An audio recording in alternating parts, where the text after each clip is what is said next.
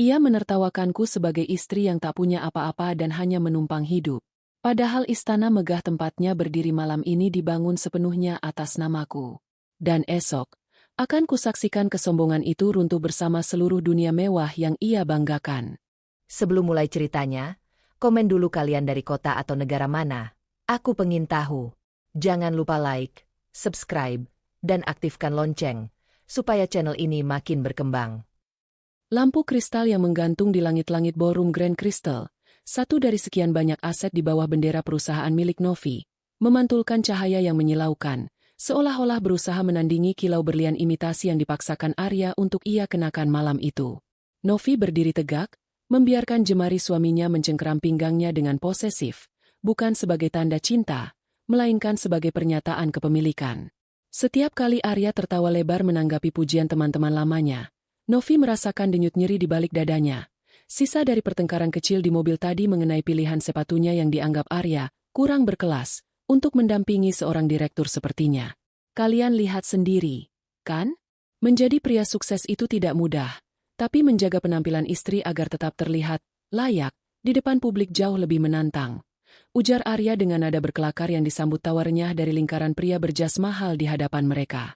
Novi menarik napas perlahan, menjaga otot wajahnya agar tetap membentuk senyuman tipis yang sempurna. Ia tahu persis kemana arah pembicaraan ini. Arya selalu punya cara untuk meninggikan dirinya sendiri dengan menginjak fondasi yang sebenarnya dibangun oleh orang lain. Jangan terlalu merendah, Arya. Novi cantik sekali malam ini. Kamu pasti sangat memanjakannya, sahut salah satu rekan Arya, seorang pria bernama Doni yang tampak terkesan dengan gaun satin hitam yang membalut tubuh Novi. Arya menyesap champagne dari gelasnya. Matanya berkilat dengan kesombongan yang meluap-luap. Memanjakan? Oh, tentu saja. Novi ini adalah definisi istri yang paling beruntung di dunia. Dia tidak perlu memikirkan cicilan, tidak perlu tahu bagaimana cara kerja bursa saham, bahkan mungkin lupa cara mengetik laporan kerja. Tugasnya hanya satu, menghabiskan jatah bulanan yang saya berikan dan memastikan rumah wangi saat saya pulang. Tawa kembali pecah. Novi merasakan remasan tangan Arya di pinggangnya menguat, seolah sedang memamerkan sebuah trofi yang ia beli dengan harga murah. Yah, jujur saja, lanjut Arya. Suaranya naik satu oktav agar terdengar oleh meja sebelah.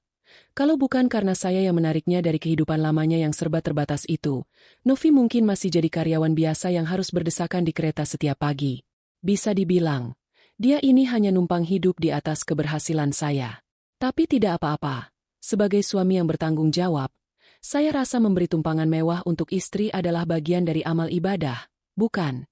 Dina, sahabat Novi yang berdiri tak jauh dari sana, tampak mengepalkan tangan. Dina adalah satu-satunya orang di ruangan itu, selain Novi dan staf gedung, yang tahu bahwa gedung megah yang mereka pijak saat ini, beserta seluruh sistem operasionalnya, adalah milik Novi secara mutlak. Dina hampir saja melangkah maju untuk memprotes. Namun tatapan mata Novi yang tenang namun tajam menahannya. Novi menggeleng samar, memberi isyarat agar sahabatnya itu tetap diam. Bagi Novi, luka emosional yang ditorehkan Arya malam ini bukanlah hal baru, namun derajatnya terasa berbeda. Ada sesuatu yang patah di dalam dirinya saat mendengar kata, numpang hidup, keluar dari mulut pria yang modal usaha pertamanya ia berikan dari tabungan pribadinya secara rahasia. Arya benar-benar telah melupakan akarnya. Ia telah menelan bulat-bulat narasi palsu yang ia ciptakan sendiri tentang pria yang sukses dari nol. Tiba-tiba, dari arah pintu VIP, muncul Pak Hendra, manajer operasional gedung yang sudah bekerja untuk Novi selama 8 tahun. Pak Hendra berjalan dengan langkah tegap, memegang map kulit yang berisi laporan harian. Saat matanya menangkap sosok Novi di kerumunan, langkahnya sempat melambat. Ia secara otomatis menegakkan punggung, bersiap untuk memberikan penghormatan resmi sebagaimana protokol yang selalu ia jalankan terhadap pemilik perusahaan. Namun, Arya yang melihat kedatangan Pak Hendra justru melambai dengan angkuh. Hei, Pak Manajer, kemari sebentar. Tolong pastikan pendingin ruangan di sudut sana diperbaiki. Teman-teman saya mulai merasa gerah. Pak Hendra berhenti. Matanya beralih dari Arya ke arah Novi. Ada kebingungan dan rasa tidak senang di wajah pria tua itu melihat bagaimana bosnya diperlakukan seperti pajangan oleh pria yang ia tahu hanyalah suami pemilik. Pak Hendra memberikan kode hormat yang sangat halus, Sebuah anggukan dalam yang hanya ditujukan khusus untuk Novi, sebelum akhirnya menatap Arya dengan wajah datar dan dingin. "Saya akan meminta staf melakukannya, Pak," jawab Pak Hendra singkat, tanpa sedikit pun nada hormat yang biasanya ia berikan pada tamu penting.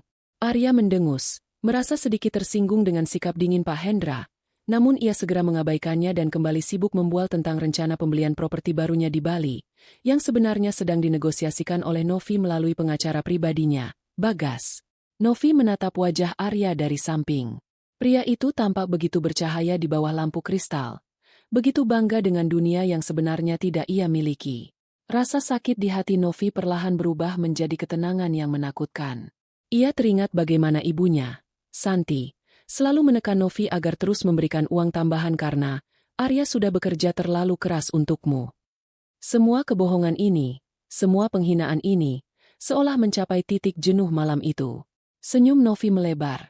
Namun kali ini ada binar yang berbeda di matanya. Ia bukan lagi tersenyum karena sabar, melainkan karena ia baru saja membuat sebuah keputusan besar di dalam kepalanya. "Mas," bisik Novi lembut di telinga Arya, menghentikan bualan suaminya sejenak. "Apa? Kamu mau minta tambah uang belanja setelah melihat perhiasan teman-teman saya?" tanya Arya kasar, masih dengan nada sombongnya. Novi mengelus lengan jas Arya yang mahal, jas yang dibeli menggunakan kartu kredit atas nama perusahaan Novi. "Bukan. Aku hanya berpikir. Kamu benar. Aku sudah terlalu lama numpang hidup padamu. Mungkin sudah saatnya aku mencoba berdiri di atas kakiku sendiri. Mulai besok." Arya tertawa meremehkan, tidak menangkap nada ancaman dalam suara istrinya. "Baguslah kalau kamu sadar diri. Tapi jangan berharap terlalu tinggi, Novi. Tanpa saya, kamu itu bukan siapa-siapa di kota ini." Novi tidak membantah. Ia melepaskan tangan Arya dari pinggangnya dengan gerakan halus namun tegas. Ia berjalan menjauh menuju sudut ruangan yang lebih sepi, mengeluarkan ponselnya, dan mengirimkan satu pesan singkat kepada Bagas, asisten pribadinya. "Bagas, siapkan dokumen pembatalan kuasa hukum dan akses perbankan atas nama Arya mulai jam 8 pagi besok. Tarik semua fasilitas perusahaan yang dia gunakan.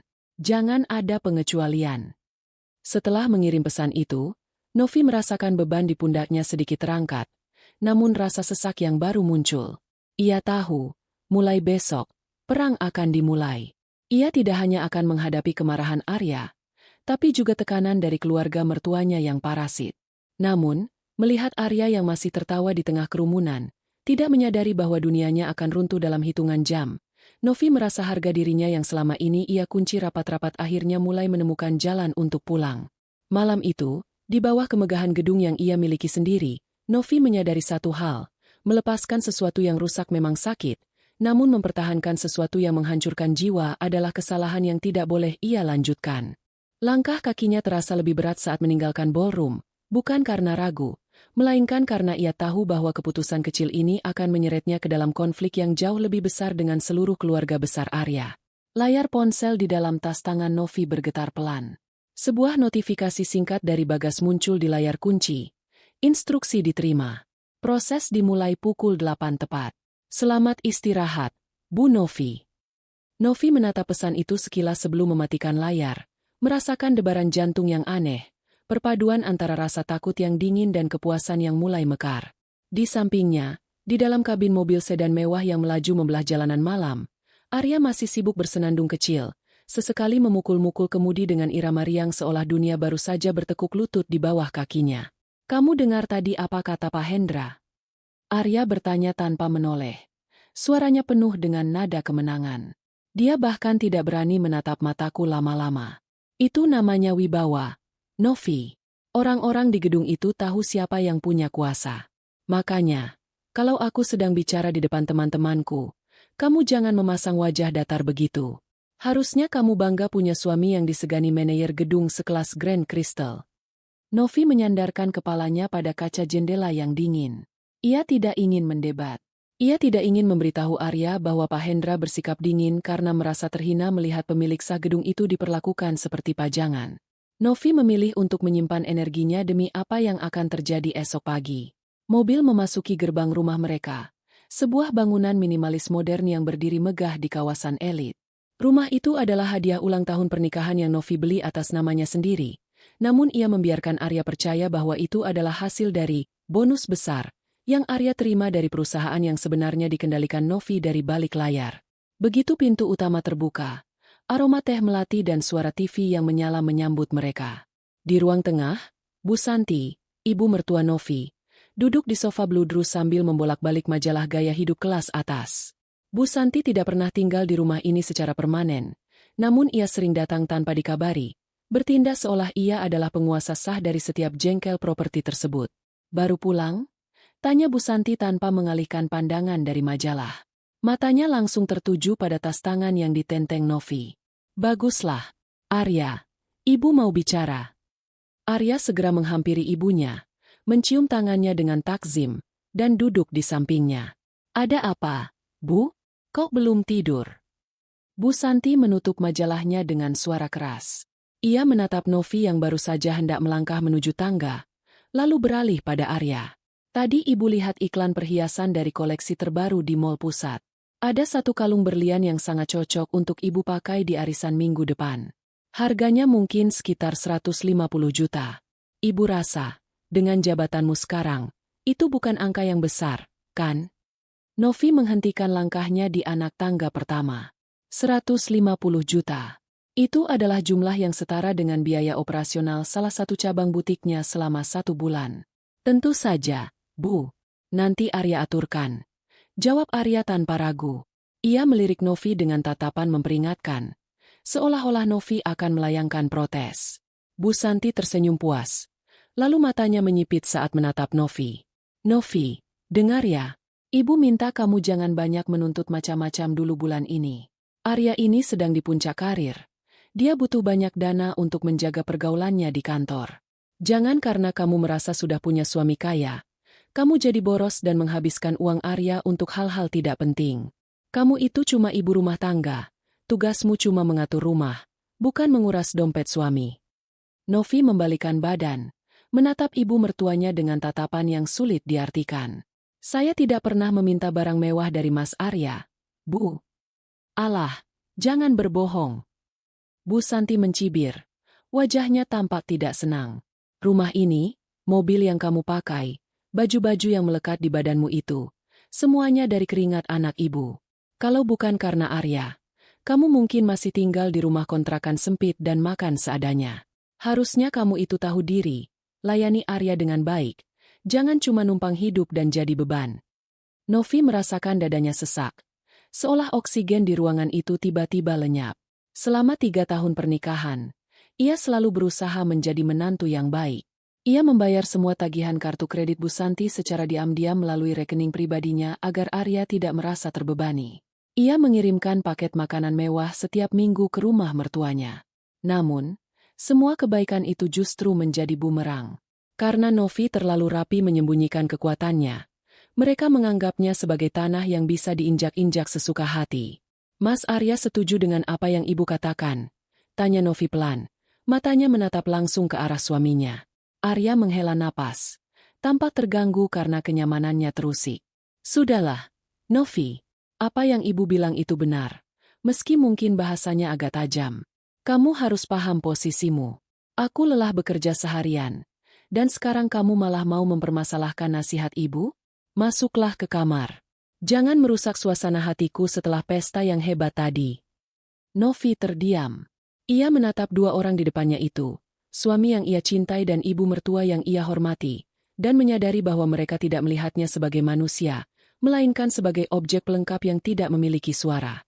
Kebaikan yang selama ini ia berikan bukanlah sebuah jembatan kasih sayang, melainkan lubang galian yang kini ia gunakan untuk mengubur harga dirinya sendiri. Cukup, batin Novi. Kalian menganggapku lemah karena aku memilih untuk bersikap lembut. Kalian menganggapku tidak punya apa-apa karena aku tidak suka memamerkan segalanya. Tanpa sepatah kata pun, Novi melanjutkan langkahnya menaiki tangga. Di dalam kamar, ia tidak langsung tidur. Ia duduk di tepi tempat tidur, menatap pantulan dirinya di cermin besar. Ia melepaskan anting-antingnya, lalu meraih ponselnya kembali. Tangannya bergerak cepat membuka aplikasi perbankan bisnisnya. Ia melihat daftar akun tambahan yang ia berikan kepada Arya dan Bu Santi selama ini. Akun-akun yang saldo bulanannya selalu ia isi secara otomatis dari rekening induknya. Dengan gerakan yang pasti dan tanpa ragu, Novi menekan menu pengaturan akses. Hanya butuh beberapa ketukan untuk mengubah status akses tersebut menjadi ditangguhkan. Novi tahu risikonya. Esok pagi, saat Arya mencoba membayar sarapan mewahnya atau saat Bu Santi mencoba menggesek kartu untuk kalung impiannya, badai besar akan menghantam rumah ini. Namun, rasa sakit di hatinya akibat penghinaan di pesta dan sindiran di ruang tengah tadi jauh lebih besar daripada ketakutannya akan konflik yang akan datang. Ia baru saja melakukan satu keputusan berisiko, memutuskan aliran oksigen finansial mereka tanpa peringatan. Novi membaringkan tubuhnya di kasur, menatap langit-langit kamar yang gelap. Untuk pertama kalinya dalam waktu yang lama, ia tidak merasa sebagai istri yang tertindas. Ia merasa seperti seorang ratu yang baru saja menarik kembali mahkota yang sempat ia pinjamkan kepada orang-orang yang salah. Besok, drama yang sebenarnya baru akan dimulai. Dan Novi memastikan bahwa kali ini, ia yang akan memegang naskahnya. Sinar matahari pagi yang menerobos masuk melalui celah gorden kamar tidak memberikan kehangatan bagi Novi. Sebaliknya, cahaya itu terasa seperti lampu interogasi yang menuntutnya untuk segera bergerak. Sisa ketegangan dari malam sebelumnya, saat ia menekan tombol "tangguhkan" di aplikasi perbankannya, masih meninggalkan rasa dingin yang menetap di ujung jari-jarinya. Ia melihat Arya sudah rapi dengan setelan jas buatan penjahit ternama, menyisir rambutnya dengan angkuh di depan cermin seolah-olah dunia masih berputar di bawah kendalinya. "Aku berangkat dulu. Jangan lupa, pastikan ibu dapat kalungnya hari ini." "Aku tidak mau mendengar dia mengeluh lagi soal menantunya yang pelit," ujar Arya tanpa menoleh, menyemprotkan parfum mahal yang aromanya memenuhi ruangan. Novi hanya mengangguk kecil, duduk di tepi ranjang sambil meremas ponselnya. Ia membiarkan Arya pergi dengan delusinya. Ada sebuah pertemuan bisnis yang harus Novi hadiri di sebuah lounge eksklusif di pusat kota. Sebuah pertemuan yang sengaja ia atur di dekat kantor Arya untuk memantau situasi secara langsung. 2 jam kemudian, Novi duduk di sudut lounge yang remang namun elegan. Ia baru saja menyelesaikan koordinasi singkat dengan salah satu mitra bisnisnya ketika sekelompok orang masuk dengan tawa yang riuh. Di tengah kelompok itu, ada Arya. Ia tampak sangat dominan, dikelilingi oleh 3 rekan kantornya dan seorang wanita muda yang penampilannya sangat kontras dengan kesederhanaan Novi. Wanita itu bernama Maya. Dari cara dia menatap Arya, penuh kekaguman yang dibuat-buat dan tangan yang sesekali menyentuh lengan jas Arya, Novi langsung tahu bahwa Maya adalah tipe wanita ambisius yang sedang mencari pijakan melalui pria yang dianggapnya berkuasa. Maya adalah rekan kerja Arya yang baru bergabung 6 bulan lalu, dan dalam waktu singkat, ia telah menjadi pendengar setia bagi bualan-bualan Arya. Mas Arya ini memang luar biasa. Suara Maya terdengar manja, cukup keras untuk sampai ke telinga Novi yang terhalang pilar marmer. Bisa mengelola proyek sebesar ini sambil tetap menikmati hidup mewah. Aku jadi penasaran, apa rahasianya?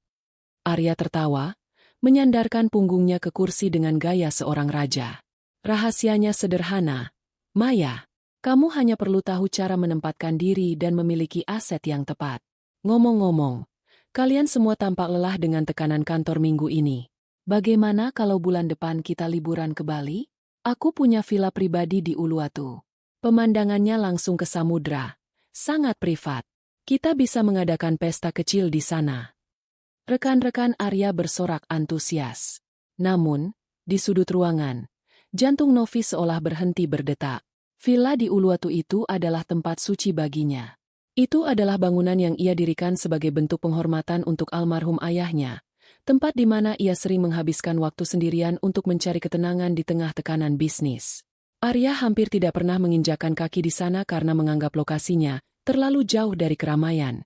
Tapi sekarang, pria itu menjadikannya sebagai alat untuk memikat rekan kerjanya, dan Maya. Villa pribadi? Wah, Mas Arya benar-benar sultan, ya. Puji Maya dengan mata berbinar. Pasti istri Mas Arya sangat senang punya fasilitas seperti itu. Arya mendengus remeh, menyesap kopinya dengan gaya meremehkan. Istriku? Novi bahkan tidak tahu nilai estetik dari tempat itu. Baginya, itu cuma bangunan.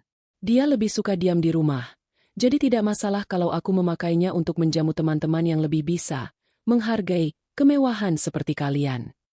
Rasa sakit yang dirasakan Novi semalam kini menguap, digantikan oleh kemarahan yang membara namun dingin.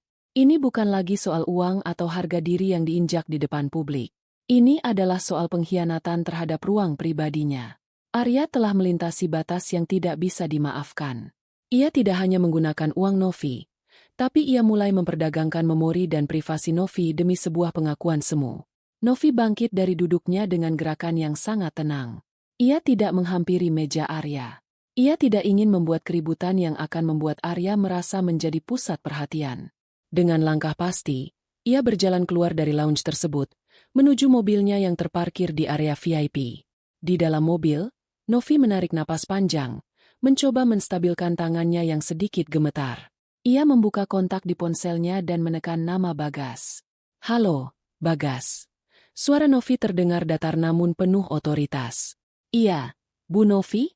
Saya sedang menyiapkan laporan untuk penangguhan akun tadi pagi," jawab Bagas dari seberang telepon. "Ubah rencananya, Bagas. Jangan hanya menangguhkan akun." Novi menjeda. Matanya menatap tajam ke arah gedung kantor Arya yang menjulang tinggi di depannya. "Siapkan seluruh berkas pencabutan kuasa hukum atas nama Arya. Cabut haknya untuk menandatangani dokumen apapun atas nama aset-asetku. Aku juga ingin kamu menyiapkan surat perintah pengosongan fasilitas kantor yang dia gunakan, termasuk mobil dinas yang sebenarnya adalah aset perusahaanku." Bagas terdiam sejenak, mungkin terkejut dengan kecepatan eskalasi keputusan bosnya. "Semuanya, Bu? Ini akan berdampak sangat besar pada posisi Pak Arya di kantornya besok." "Persis. Aku ingin dia merasakan bagaimana rasanya menjadi orang yang dia sebut numpang hidup. Jangan ada celah. Dan satu lagi, pastikan penjaga di Villa Uluwatu mengganti seluruh kode akses sore ini. Jika Arya datang ke sana tanpa izin tertulis dariku, minta mereka mengusirnya secara hukum." "Baik, Bu. Saya akan segera menyusun berkasnya. Apakah Ibu ingin saya mengirimkan notifikasi resmi kepada Pak Arya malam ini?"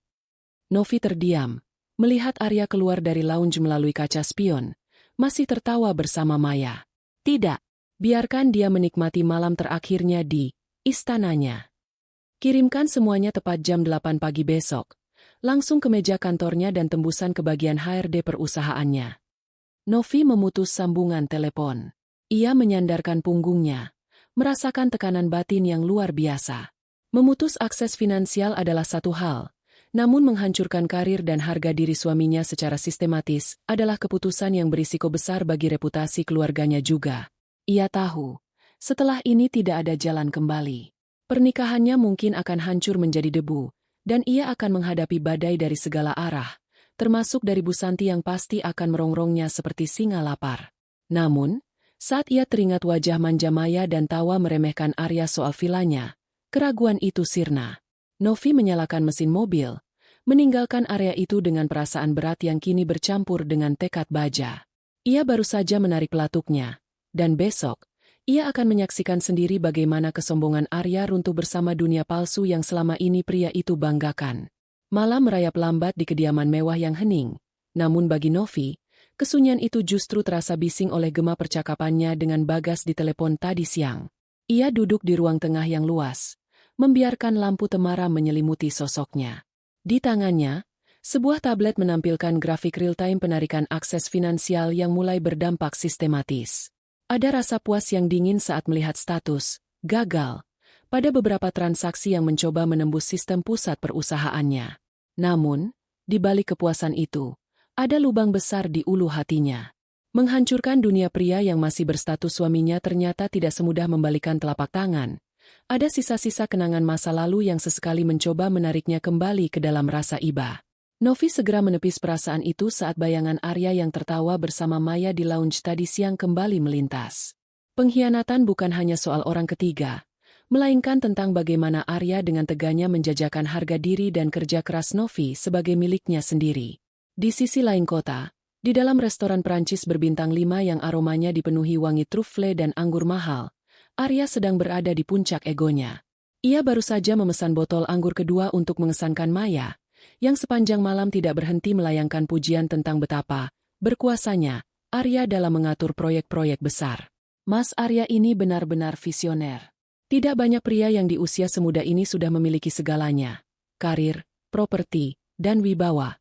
Ucap Maya dengan nada manja, jemarinya mengelus pinggiran gelas kristal dengan gerakan yang sengaja dibuat memikat. Arya tersenyum lebar, merasa seolah ia adalah penguasa Jakarta malam itu. Semua itu soal mentalitas. Maya, kamu harus berani bermimpi besar dan mengambil apa yang seharusnya jadi milikmu. Bagiku, uang hanyalah angka untuk membeli kenyamanan. Saat jamuan mewah itu berakhir, seorang pelayan datang membawa nampan kecil berisi tagihan yang angkanya cukup untuk membeli motor baru. Dengan gerakan teatrikal yang angkuh, Arya mengeluarkan dompet kulit buayanya dan menarik sebuah kartu kredit berwarna hitam metalik, kartu limitless yang selama ini menjadi simbol statusnya, yang sebenarnya adalah kartu tambahan dari rekening induk perusahaan Novi. Ini, ujar Arya pendek, tanpa melihat jumlah tagihannya. Pelayan itu membawa kartu tersebut ke meja kasir. Sementara Arya kembali asyik menggoda Maya tentang rencana liburan mereka ke Bali. Namun, beberapa menit kemudian, pelayan itu kembali dengan wajah ragu dan gelagat yang tidak nyaman. Mohon maaf, Bapak Arya. Transaksinya ditolak oleh sistem. Bisik pelayan itu dengan suara rendah, berusaha menjaga privasi tamu. Tawa Arya terhenti seketika. Ditolak? Jangan bercanda. Kamu tahu ini kartu apa? Coba lagi. Mungkin mesinmu yang rusak. Pelayan itu mengangguk patuh dan mencoba kembali. Maya mengamati dengan kening berkerut, mulai merasakan perubahan suasana. Untuk kedua kalinya, pelayan itu kembali dengan hasil yang sama. Tetap tidak bisa, Pak. Keterangannya, akses ditangguhkan oleh pemilik akun utama. Apakah ada kartu lain yang bisa kami gunakan? Wajah Arya berubah merah padam. Kata-kata pemilik akun utama menghantam telinganya seperti tamparan keras. Di depan Maya, harga dirinya seolah rontok ke lantai restoran. Ia merogoh dompetnya dengan gugup, mengeluarkan kartu kredit lain dari bank yang berbeda, kartu yang biasanya ia gunakan untuk keperluan pribadi kecil. Namun, saat digesek, hasilnya tetap sama. Saldo tidak mencukupi. Ada masalah, Mas? Tanya Maya. Nadanya kini kehilangan sedikit kemanjaannya, berubah menjadi nada interogasi yang halus. Hanya masalah teknis perbankan biasa. Sepertinya pihak bank sedang melakukan audit rutin. Dalih Arya sambil berkeringat dingin. Ia akhirnya terpaksa mengeluarkan uang tunai darurat dari dompetnya dan beberapa kartu debit yang saldonya pas-pasan untuk menutupi tagihan tersebut. Malam yang seharusnya berakhir dengan kemenangan, justru ditutup dengan kecanggungan yang luar biasa saat Arya mengantar Maya pulang dengan suasana kabin mobil yang mendadak senyap. Novi mendengar suara mobil Arya memasuki garasi sekitar pukul 11 malam. Ia segera mematikan tabletnya dan menggantinya dengan sebuah buku motivasi lama yang ia ambil dari rak. Ia mengatur napasnya, memasang kembali topeng, istri penurut, yang sudah ia kenakan selama bertahun-tahun. Arya masuk ke rumah dengan langkah kasar. Ia membanting kunci mobil di atas meja marmer, menciptakan denting keras yang memecah keheningan. Wajahnya terlihat kusut dan penuh amarah yang tertahan. Novi, panggilnya dengan suara meninggi. Novi mendongak dari bukunya, menatap Arya dengan ekspresi tenang dan bingung yang dibuat-buat. Iya, Mas, kok baru pulang? Kamu terlihat capek sekali. Arya menghampirinya, berdiri menjulang di depan Novi. Kenapa kartu-kartu kreditku tidak bisa dipakai? Tadi aku di restoran dan dipermalukan di depan rekan bisnisku karena transaksinya ditolak. Apa kamu lupa membayar tagihannya? Novi menutup bukunya perlahan, lalu menghela napas panjang seolah ia sedang menanggung beban yang berat. Aduh, Mas, maafkan aku. Sebenarnya aku ingin bicara soal ini sejak tadi sore, tapi kamu terlihat sangat sibuk. Bicara apa? Bentak Arya. Novi berdiri, menyentuh lengan jas Arya dengan lembut. Namun Arya menepisnya. Novi tidak tersinggung. Ia justru menikmati setiap detik kepanikan suaminya. Beberapa aset dan aliran dana dari perusahaan pusat sedang mengalami kendala hukum, Mas. Sepertinya ada audit besar-besaran dari pihak otoritas keuangan karena ada laporan ketidaksesuaian data. Bagas bilang, untuk sementara semua akses harus dibekukan agar tidak memperumit pemeriksaan. Arya tertegun. Audit? Ketidaksesuaian data apa maksudmu? Aku kurang paham detail teknisnya. Mas, kamu kan tahu, aku ini cuma numpang hidup dan tidak mengerti soal bursa saham atau urusan kantor yang rumit seperti yang kamu bilang semalam. ujar Novi dengan nada polos yang menyengat jika Arya benar-benar menyimaknya. Tapi karena itu, mungkin untuk beberapa waktu ke depan kita harus mulai hidup hemat. Dana cair kita sangat terbatas sekarang. Arya terduduk di sofa, memijat pelipisnya. Pikirannya melayang pada janji-janjinya kepada Maya, pada cicilan barang-barang mewahnya, dan pada tuntutan ibunya, Bu Santi. Hemat? Kamu gila. Aku punya reputasi yang harus dijaga. Aku mengerti, Mas.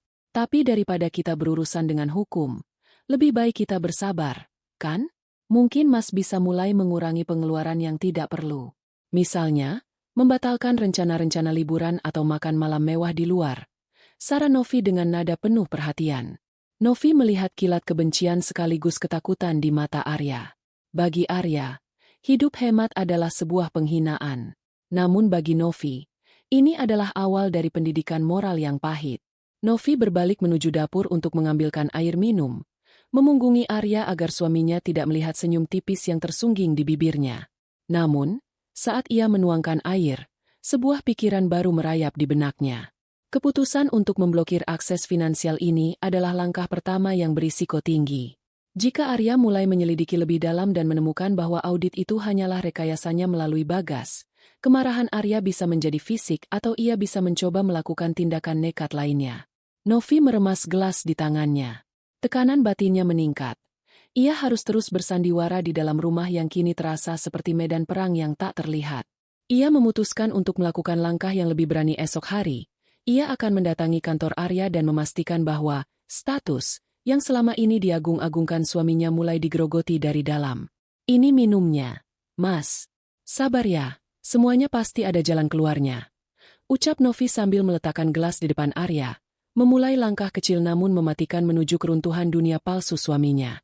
Suara bel rumah yang ditekan berulang-ulang dengan kasar memecah keheningan pagi di kediaman Novi. Bunyinya seperti rentetan tembakan yang menuntut perhatian segera. Novi, yang baru saja selesai menyesap teh tawarnya di meja makan, sudah bisa menduga siapa yang datang. Tidak ada orang lain yang berani mengusik ketenangannya dengan cara seprovokatif itu selain Ibu Santi. Begitu pintu utama dibuka, sosok Ibu Santi langsung merangsek masuk tanpa permisi. Wajahnya yang biasanya dipoles bedak tebal kini tampak retak oleh kemarahan. Ia mengacungkan ponselnya tepat di depan wajah Novi, seolah benda elektronik itu adalah senjata tajam. Apa-apaan ini, Novi? Kenapa uang bulananku belum masuk? Dan kenapa kartu yang diberikan Arya ditolak saat aku mau membayar deposit kalung di toko perhiasan tadi pagi? Kamu tahu betapa malunya aku di depan pemilik toko itu. Suara Ibu Santi melengking, memantul di dinding-dinding marmer ruang tamu yang dingin. Novi mundur satu langkah, menjaga jarak fisik namun tetap mempertahankan tatapan matanya yang tenang. Selamat pagi, Bu. Mas Arya mungkin sedang sibuk di kantor. Seperti yang saya katakan pada Mas Arya semalam, keuangan keluarga kami sedang dalam penyesuaian. Penyesuaian apa? Jangan membohongiku dengan istilah-istilah kantormu itu. Ibu Santi berteriak. Napasnya memburu. Arya itu direktur. Dia punya banyak uang. Ini pasti gara-gara kamu, kan? Kamu yang sengaja menghasut Arya agar memotong jatah ibunya sendiri. Novi menghela napas.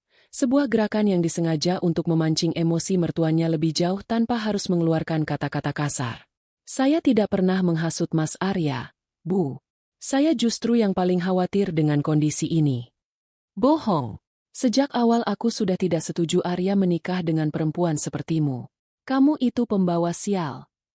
Ibu Santi menunjuk hidung Novi dengan telunjuk yang gemetar. Lihat saja, sejak menikah denganmu, karir Arya memang naik. Tapi sekarang tiba-tiba ada audit, ada masalah keuangan. Itu tandanya auramu tidak cocok dengan kesuksesan anakku. Kamu itu cuma benalu.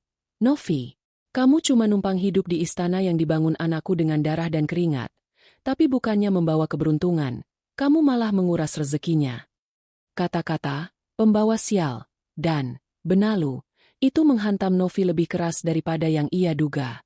Ada bagian dari dirinya yang masih merasa sakit. Bukan karena ia percaya pada omong kosong itu, melainkan karena ia menyadari betapa dalam kebencian yang dipelihara wanita ini kepadanya. Selama bertahun-tahun, Novi adalah orang yang diam-diam melunasi hutang-hutang judi online Ibu Santi, yang membayar biaya perjalanan mewahnya ke luar negeri, dan yang memastikan wanita itu selalu tampil mentereng di lingkungan sosialnya. Semua itu dilakukan Novi atas nama pengabdian kepada suami. Kini, melihat wajah Ibu Santi yang merah padam karena keserakahan yang tak terpenuhi, Novi merasa muak. Namun, ia tidak membalas. Ia memilih untuk tetap diam, membiarkan Ibu Santi terus mengeluarkan cercaan hingga wanita itu merasa lelah dan akhirnya pergi menuju kantor Arya untuk mengadu. Begitu mobil Ibu Santi meninggalkan halaman, ketenangan Novi kembali, namun kali ini dengan urgensi yang berbeda. Ia menoleh ke arah tangga, menatap ke lantai atas di mana kamar utamanya berada. Keputusan semalam untuk memblokir akses finansial barulah awal. Sekarang, ia harus mengamankan apa yang benar-benar miliknya sebelum badai besar benar-benar meruntuhkan rumah ini. Novi merogoh ponselnya dan menghubungi nomor yang sudah ia hafal di luar kepala. Bagas, kirimkan mobil box tanpa logo perusahaan ke pintu belakang sekarang juga. Pastikan orang-orangmu bisa bekerja dengan sangat tenang. Baik, Bu. Saya sudah bersiap di dekat kompleks. Jawab Bagas sigap. Selama 3 jam berikutnya, Novi bekerja dengan efisiensi seorang komandan perang. Ia tidak mengambil perabotan besar. Ia hanya fokus pada barang-barang berharga yang asli, koleksi perhiasan warisan ibunya yang selama ini ia simpan di brankas tersembunyi, dokumen asli kepemilikan saham perusahaan, sertifikat tanah Grand Crystal, serta beberapa lukisan koleksi pribadinya yang bernilai miliaran rupiah. Ia mengganti perhiasan asli di kotak pajangannya dengan replika berkualitas tinggi yang sudah ia siapkan jauh-jauh hari sebagai langkah antisipasi. Ia tahu, dalam kemarahan dan keputusasaannya kelak, Arya atau Ibu Santi mungkin akan mencoba menjarah barang-barangnya untuk dijual. Sambil mengepak barang, batin Novi bergejolak. Setiap barang yang ia masukkan ke dalam kotak adalah kepingan hidupnya yang ia tarik keluar dari rumah ini.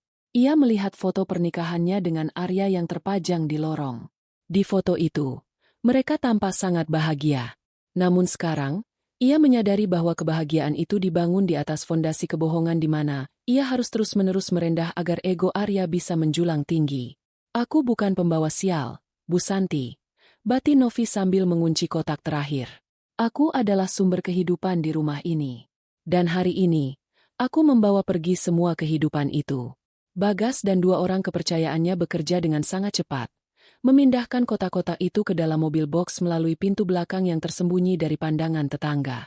Novi mengawasi setiap prosesnya dengan dada yang terasa sesak namun lega. Semua sudah masuk, Bu. Kita langsung menuju apartemen rahasia. Tanya Bagas sambil menyeka keringat di dahinya. Iya. Pastikan tidak ada yang membuntuti. Dan Bagas mulai sore ini, aktifkan penjagaan di kantor. Saya rasa Mas Arya akan melakukan sesuatu yang nekat setelah bertemu dengan ibunya hari ini. Instruksi Novi. Setelah mobil box itu pergi, Novi kembali ke dalam rumah yang kini terasa asing dan kosong baginya, meski secara fisik perabotannya masih lengkap. Ia duduk di sofa ruang tengah, menunggu kepulangan Arya. Ia tahu, Arya akan pulang dengan kemarahan yang meluap setelah dihasut oleh ibunya. Tekanan batin baru mulai merayap. Ia telah memindahkan harta fisiknya, namun ia masih harus tinggal di bawah atap yang sama dengan pria yang kini ia anggap sebagai musuh dalam selimut. Satu kesalahan kecil dalam sandiwaranya bisa berakibat fatal. Novi menyentuh saku celananya, merasakan kunci apartemen rahasia yang ia simpan rapat-rapat. Sebuah simbol kebebasan sekaligus tanda bahwa ia telah resmi menjadi orang asing di rumahnya sendiri. Malam ini, ia harus menghadapi Arya yang kemungkinan besar akan menuntut penjelasan lebih keras, atau mungkin mulai melakukan intimidasi fisik untuk mendapatkan kembali akses hartanya. Novi harus memutuskan, apakah ia akan terus berpura-pura menjadi istri yang bingung, atau mulai menunjukkan sedikit taringnya untuk melihat reaksi Arya? Keputusan kecil itu berisiko memicu ledakan lebih awal dari yang ia rencanakan. Namun Novi tahu, ia tidak bisa terus-menerus membiarkan dirinya dihina sebagai pembawa sial di rumah yang ia bangun sendiri. Malam di kediaman itu terasa jauh lebih dingin setelah kotak-kotak perhiasan dan dokumen penting berpindah ke apartemen rahasia. Novi berdiri di balkon kamarnya, menatap bayangan dirinya di kaca pintu geser. Ia merasa seperti hantu di rumahnya sendiri, seorang pemilik sah yang kini menyelinap di antara bayang-bayang untuk menyelamatkan apa yang tersisa dari harga dirinya. Suara langkah kaki Arya yang kasar di lantai bawah terdengar seperti dentuman genderang perang yang mendekat. Setiap derit lantai kayu di rumah ini sekarang membawa getaran kecemasan yang baru. Ponsel Novi bergetar di saku gaun tidurnya. Sebuah pesan singkat dari Bagas masuk. Bu, saya sudah di titik aman. Mohon buka tautan audio yang saya kirimkan. Ini mendesak. Novi segera memasang earphone dan duduk di sudut gelap balkon, tersembunyi dari pandangan jika Arya tiba-tiba masuk ke kamar. Suara Bagas terdengar berat, penuh dengan nada profesionalitas yang biasanya diiringi oleh berita buruk.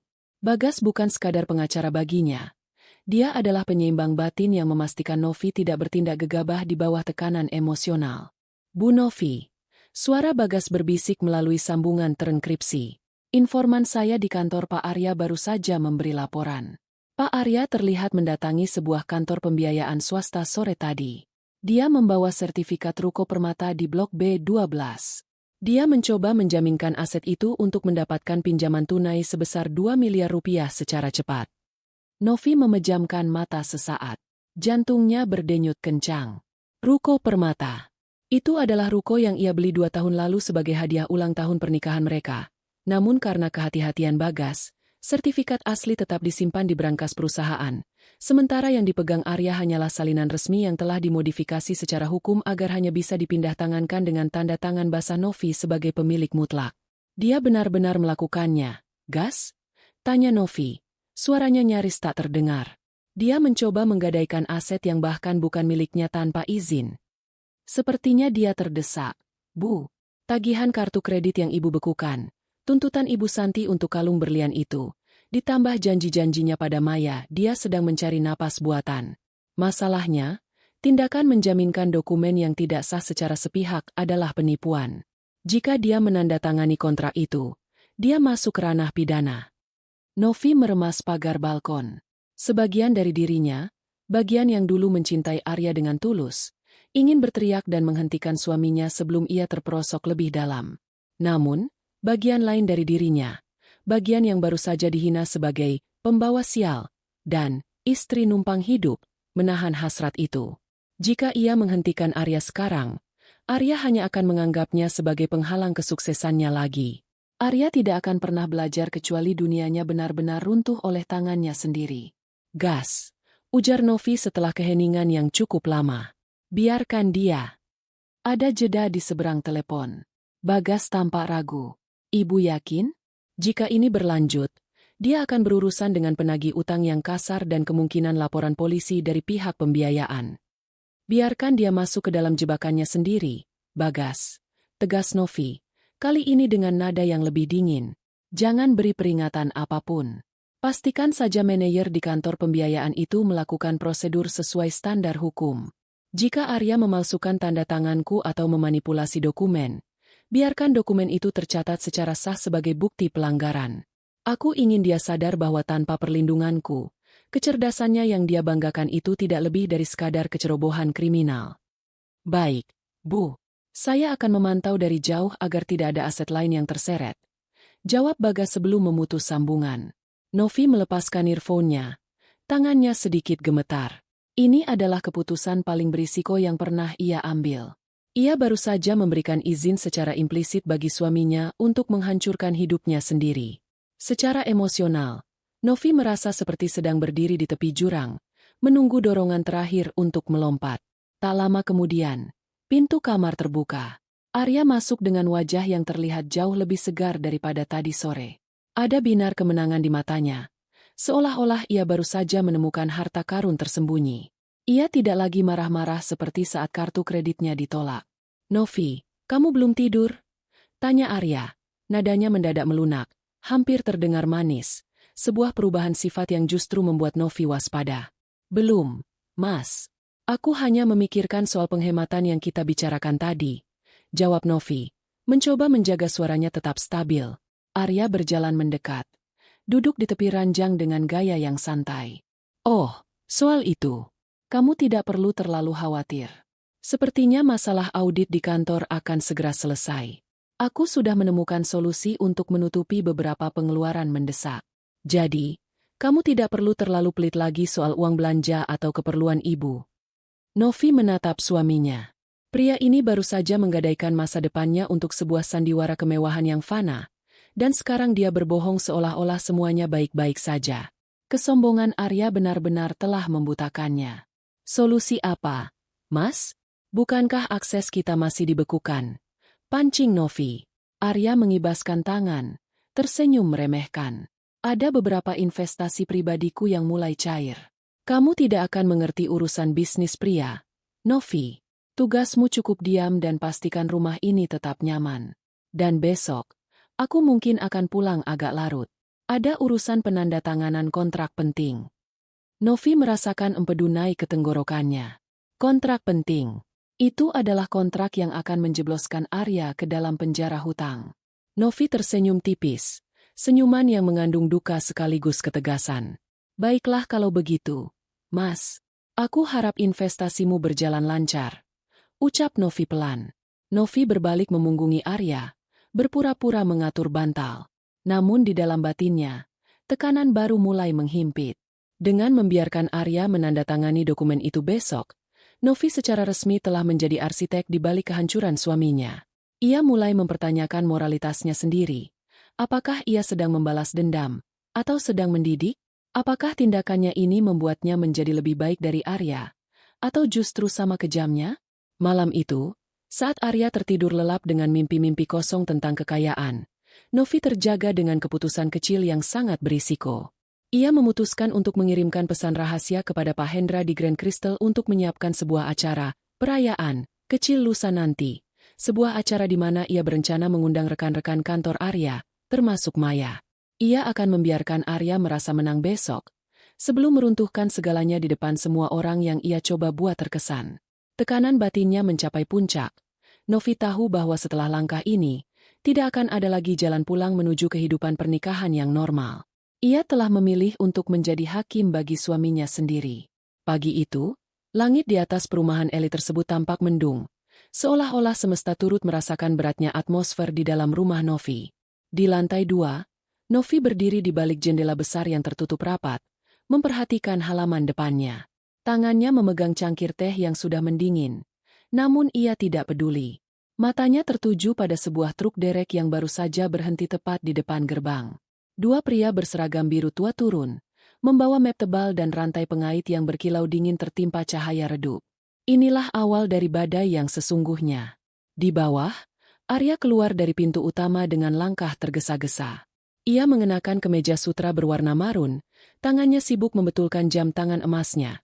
Benda yang kemungkinan besar akan ia gadaikan juga jika ia tahu betapa tipisnya sisa napas finansialnya saat ini. Ia berencana menemui Maya untuk membicarakan detail liburan Bali, yang kemarin ia janjikan dengan angkuh. Namun, langkahnya terhenti seketika saat melihat truk derek itu. Selamat pagi, Pak Arya. Kami dari pihak leasing yang ditunjuk oleh PT Arta Mandiri Jaya, ujar salah satu petugas dengan suara datar namun tegas. Novi bisa mendengar suara mereka dengan jelas melalui balkon yang sedikit terbuka. Ia menarik napas panjang, merasakan denyut nyeri di dadanya.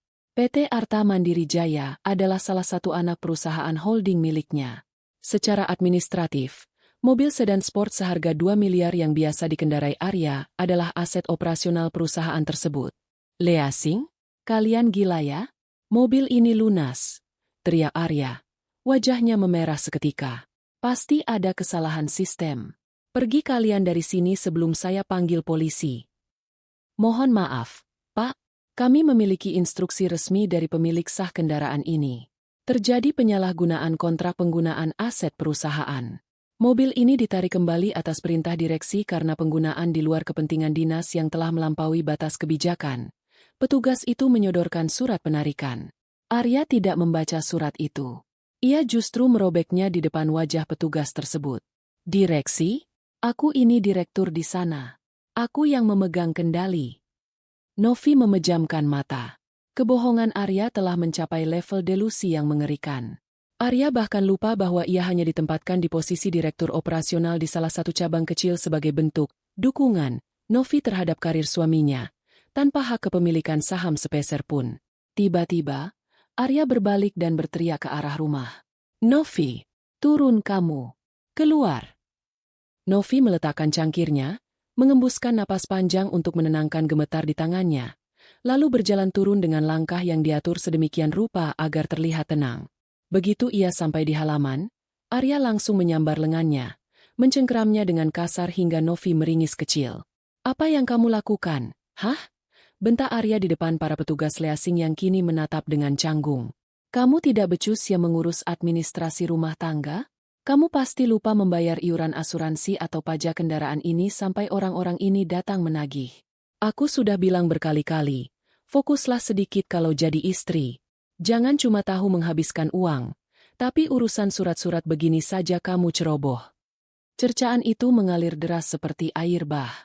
Arya memposisikan dirinya sebagai korban dari ketidakbecusan seorang istri, sebuah taktik manipulasi yang biasa ia gunakan untuk menutupi ketakutannya sendiri. Di mata orang luar, ia tampak seperti suami yang terzalimi oleh kecerobohan istrinya. Novi menatap mata Arya. Di sana, ia melihat kilat kepanikan yang luar biasa. Arya sedang ketakutan karena ia tahu, tanpa mobil ini, harga dirinya di depan rekan-rekannya, dan di depan Maya, akan hancur lebur. Mas, petugas itu bilang ada penyalahgunaan kontrak, ujar Novi pelan. Suaranya tetap stabil meskipun hatinya bergemuruh. Mungkin ini ada hubungannya dengan upaya Mas menjaminkan ruko tempo hari? Pihak pusat biasanya sangat ketat soal aset. Diam kamu. Jangan sok tahu urusan bisnis. Potong Arya kasar. Ia menoleh ke arah petugas. Beri saya waktu 1 jam. Saya akan telepon pemilik perusahaannya langsung. Kalian tidak tahu siapa yang kalian hadapi. Petugas itu hanya menggeleng. Maaf, Pak. Perintahnya adalah eksekusi langsung. Silakan ambil barang pribadi Bapak di dalam mobil sekarang juga. Novi menyaksikan dalam diam saat Arya terpaksa mengeluarkan tas kerja dan beberapa barang pribadinya dari dalam mobil sport itu. Wajah Arya tampak sangat hina. Seorang pria yang 5 menit lalu merasa sebagai penguasa, kini berdiri di trotoar dengan tangan hampa sementara mobil kebanggaannya dikaitkan ke truk derek. Begitu truk itu bergerak menjauh, Arya berbalik ke arah Novi dengan tatapan penuh kebencian. Puas kamu sekarang? Puas membuatku malu di depan tetangga? Kamu itu benar-benar pembawa sial. Novi, sejak keuangan kita diaudit, katanya, semuanya jadi berantakan. Ini pasti karena kamu malas beribadah atau terlalu banyak mengeluh. Istri macam apa kamu ini? Novi merasa seperti ada pisau yang mengiris-iris sisa rasa cintanya yang terakhir. Bukannya berkaca pada kesalahannya sendiri yang mencoba menipu lembaga pembiayaan, Arya justru melimpahkan seluruh beban kegagalannya pada bahu Novi. Logika emosi Arya benar-benar telah rusak oleh ego. Mas, Novi memanggil dengan suara bergetar. Kalau Mas butuh kendaraan untuk ke kantor, ada mobil City Car tua milik mendiang ayah di garasi belakang. Masih bisa dipakai kalau cuma untuk transportasi. Arya tertawa sinis. Tawa yang terdengar sangat menyakitkan di telinga Novi. Pakai mobil butut itu? Kamu mau aku jadi bahan tertawaan di kantor? Kamu sengaja ya mau meruntuhkan wibawaku agar kamu bisa berkuasa di rumah ini? Arya menyambar kunci mobil City Car itu dari tangan Novi dengan kasar, lalu melangkah menuju garasi belakang dengan gerutu yang tak henti-henti. Novi berdiri sendirian di halaman yang kini terasa sangat luas dan sepi. Batinnya berkecamuk. Ia baru saja melakukan tindakan yang sangat berisiko. Menarik mobil Arya adalah pernyataan perang terbuka yang paling nyata. Ia tahu, setelah ini Arya tidak akan tinggal diam. Pria itu kemungkinan besar akan mulai mencari tahu siapa sebenarnya orang di balik PT Arta Mandiri Jaya yang telah berani mengusiknya. Namun, yang lebih mengkhawatirkan Novi adalah perubahan batinnya sendiri. Ia mulai merasa takut pada dirinya sendiri, takut bahwa ia mulai menikmati proses penghancuran Arya. Ia merogoh ponselnya, melihat pesan masuk dari Pak Hendra mengenai persiapan acara di Grand Crystal besok malam. Novi mengetik balasan dengan jari yang masih sedikit gemetar. Pastikan semua rekan kantor Arya mendapatkan undangan VIP, termasuk wanita bernama Maya. Saya akan datang sebagai pemberi sambutan utama. Ia baru saja memutuskan untuk meledakkan bom terakhirnya. Risikonya, reputasi pernikahannya akan hancur di depan publik. Namun bagi Novi, lebih baik hidup di atas puing-puing kebenaran daripada bernapas di dalam istana kemegahan yang penuh dengan hinaan. Tekanan batin baru muncul. Ia bertanya-tanya, apakah ia sanggup menatap wajah Arya saat suaminya itu menyadari bahwa istri yang menumpang hidup ini adalah pemilik dari setiap udara yang ia hirup selama ini? Suara mesin mobil City Car tua yang batuk-batuk saat dipanaskan Arya di halaman belakang tadi pagi masih terngiang di telinga Novi seperti sebuah ejekan. Rumah megah itu kini terasa seperti kotak kaca yang menyesakkan. Setelah penarikan mobil sport kemarin, suasana di dalam rumah benar-benar membeku. Arya tidak lagi membentaknya dengan suara menggelegar. Ia beralih ke kemarahan yang dingin dan penuh kebencian, sebuah aura yang jauh lebih menyakitkan bagi Novi. Ia berdiri di depan wastafel dapur, menatap jemarinya yang polos tanpa cincin pernikahan yang sengaja ia lepaskan sejak semalam. Dina, sahabat Novi sejak zaman kuliah, duduk di meja makan sambil memperhatikan Novi dengan tatapan penuh keprihatinan. Dina adalah orang yang tahu bagaimana Novi membangun bisnis tekstil dan propertinya dari nol, mengumpulkan rupiah demi rupiah saat Arya masih sibuk mencari jati diri di berbagai perusahaan rintisan yang gagal. Aku tidak bisa diam saja melihatmu diperlakukan seperti itu, Nov, ujar Dina pelan, memecah keheningan. Kemarin dia menghinamu di depan petugas leasing, dan sekarang dia membiarkan ibunya menyebutmu pembawa sial? Kamu harus berhenti berpura-pura lemah. Novi menoleh sedikit, memberikan senyum pahit. Aku hanya ingin tahu, Din, seberapa dalam dia akan jatuh jika aku membiarkannya berjalan sendiri. Ternyata, dia tidak hanya jatuh, dia menggali lubangnya sendiri. Biar aku yang bicara padanya, potong Dina tegas. Sebagai saksi masa lalu, aku punya hak untuk mengingatkan dia siapa yang sebenarnya menyelamatkan wajahnya berkali-kali dulu. Jika dia masih punya nurani, dia akan berhenti menghinamu. Novi sempat ingin menahan Dina, namun ada bagian dari batinnya yang ingin tahu, apakah Arya masih memiliki setitik rasa hormat jika diingatkan pada sejarah mereka? Maka, ia membiarkan Dina pergi menemui Arya di sebuah kafe dekat kantor suaminya, sementara Novi menunggu di dalam mobilnya yang terparkir beberapa blok dari sana, memantau melalui pesan singkat yang terus dikirimkan Dina. Di kafe yang dipenuhi kebisingan mesin penggiling kopi, Arya duduk dengan gelisah. Ia terus melirik jam tangannya. Ia seharusnya bertemu Maya untuk makan siang, namun Dina tiba-tiba menghubunginya dan memaksa untuk bicara. Ketika Dina muncul dan duduk di hadapannya, Arya tidak menyembunyikan wajah muaknya. Mau bicara apa lagi, Din? Kalau mau menguliahi aku soal bagaimana cara memperlakukan istri, lebih baik simpan bicaramu. Aku sedang pusing dengan urusan kantor. Cetus Arya ketus. Dina menatap Arya dengan tatapan tajam yang tidak goyah. Aku di sini bukan untuk menguliahi kamu, Arya. Aku di sini untuk mengingatkanmu agar tahu diri. Kamu tahu persis siapa Novi. Kamu tahu bagaimana dia mengorbankan tabungannya untuk modal pertamamu dulu. Kenapa sekarang kamu begitu tega menghinanya sebagai istri yang hanya numpang hidup? Arya tertawa sinis, menyandarkan punggungnya dengan angkuh. Modal pertama? Itu sudah lama sekali, Dina. Lagi pula, itu uang kecil. Kesuksesanku sekarang adalah murni hasil kerja keras dan kecerdasanku. Novi, dia hanya beruntung berada di sampingku saat aku naik ke puncak. Dan sekarang, saat ada masalah audit sedikit saja, dia tidak bisa membantu apa-apa. Dia hanya diam, bingung, dan malah membuat urusan administrasiku berantakan. Dia diam karena dia menunggumu untuk sadar. Suara Dina meninggi, menarik perhatian beberapa pengunjung kafe. Semua kemewahan yang kamu banggakan itu, Arya, kamu benar-benar tidak sadar siapa pemilik aslinya. Wajah Arya mengeras. Tekanan finansial yang ia alami beberapa hari terakhir mulai menggerogoti kewarasannya. Ia merasa terpojok oleh kenyataan bahwa kartu kreditnya mati dan mobilnya ditarik. Dan kini sahabat istrinya datang untuk merendahkannya lagi. Dengar ya, Dina. Arya mencondongkan tubuhnya. Suaranya rendah namun penuh racun. Novi itu asetku yang paling tidak berguna saat ini. Kalau dia tidak bisa segera menyelesaikan masalah keuangan rumah tangga ini, atau setidaknya meminjamkan nama keluarganya untuk jaminan hutang baruku, aku tidak punya alasan untuk mempertahankannya. Dina terbelalak. Maksudmu? Katakan pada sahabatmu itu, lanjut Arya dengan senyum dingin. Jika dalam minggu ini dia tidak bisa memberiku solusi untuk mendapatkan kembali fasilitas mewahnya, aku akan menceraikannya. Aku butuh pendamping yang bisa mendukung karierku, bukan benalu yang hanya diam saat aku tenggelam. Maya, rekan kerjaku, dia jauh lebih punya visi daripada Novi yang kolot itu. Novi mendengar setiap kata-kata itu melalui ponselnya yang masih tersambung dengan panggilan suara dari saku Dina. Di dalam mobil yang sunyi, air mata Novi jatuh. Namun bukan karena sedih. Itu adalah air mata pelepasan. Sisi gelap Arya yang baru saja ia dengar adalah paku terakhir di peti mati pernikahan mereka. Arya tidak hanya lupa budi, Dia telah kehilangan kemanusiaannya. Dia menganggap pernikahan sebagai transaksi bisnis, dan saat ia merasa investasinya pada Novi tidak lagi menghasilkan, ia siap membuangnya demi wanita lain yang ia anggap lebih menguntungkan. Novi melihat dari kejauhan saat Dina keluar dari kafe dengan wajah merah padam karena marah.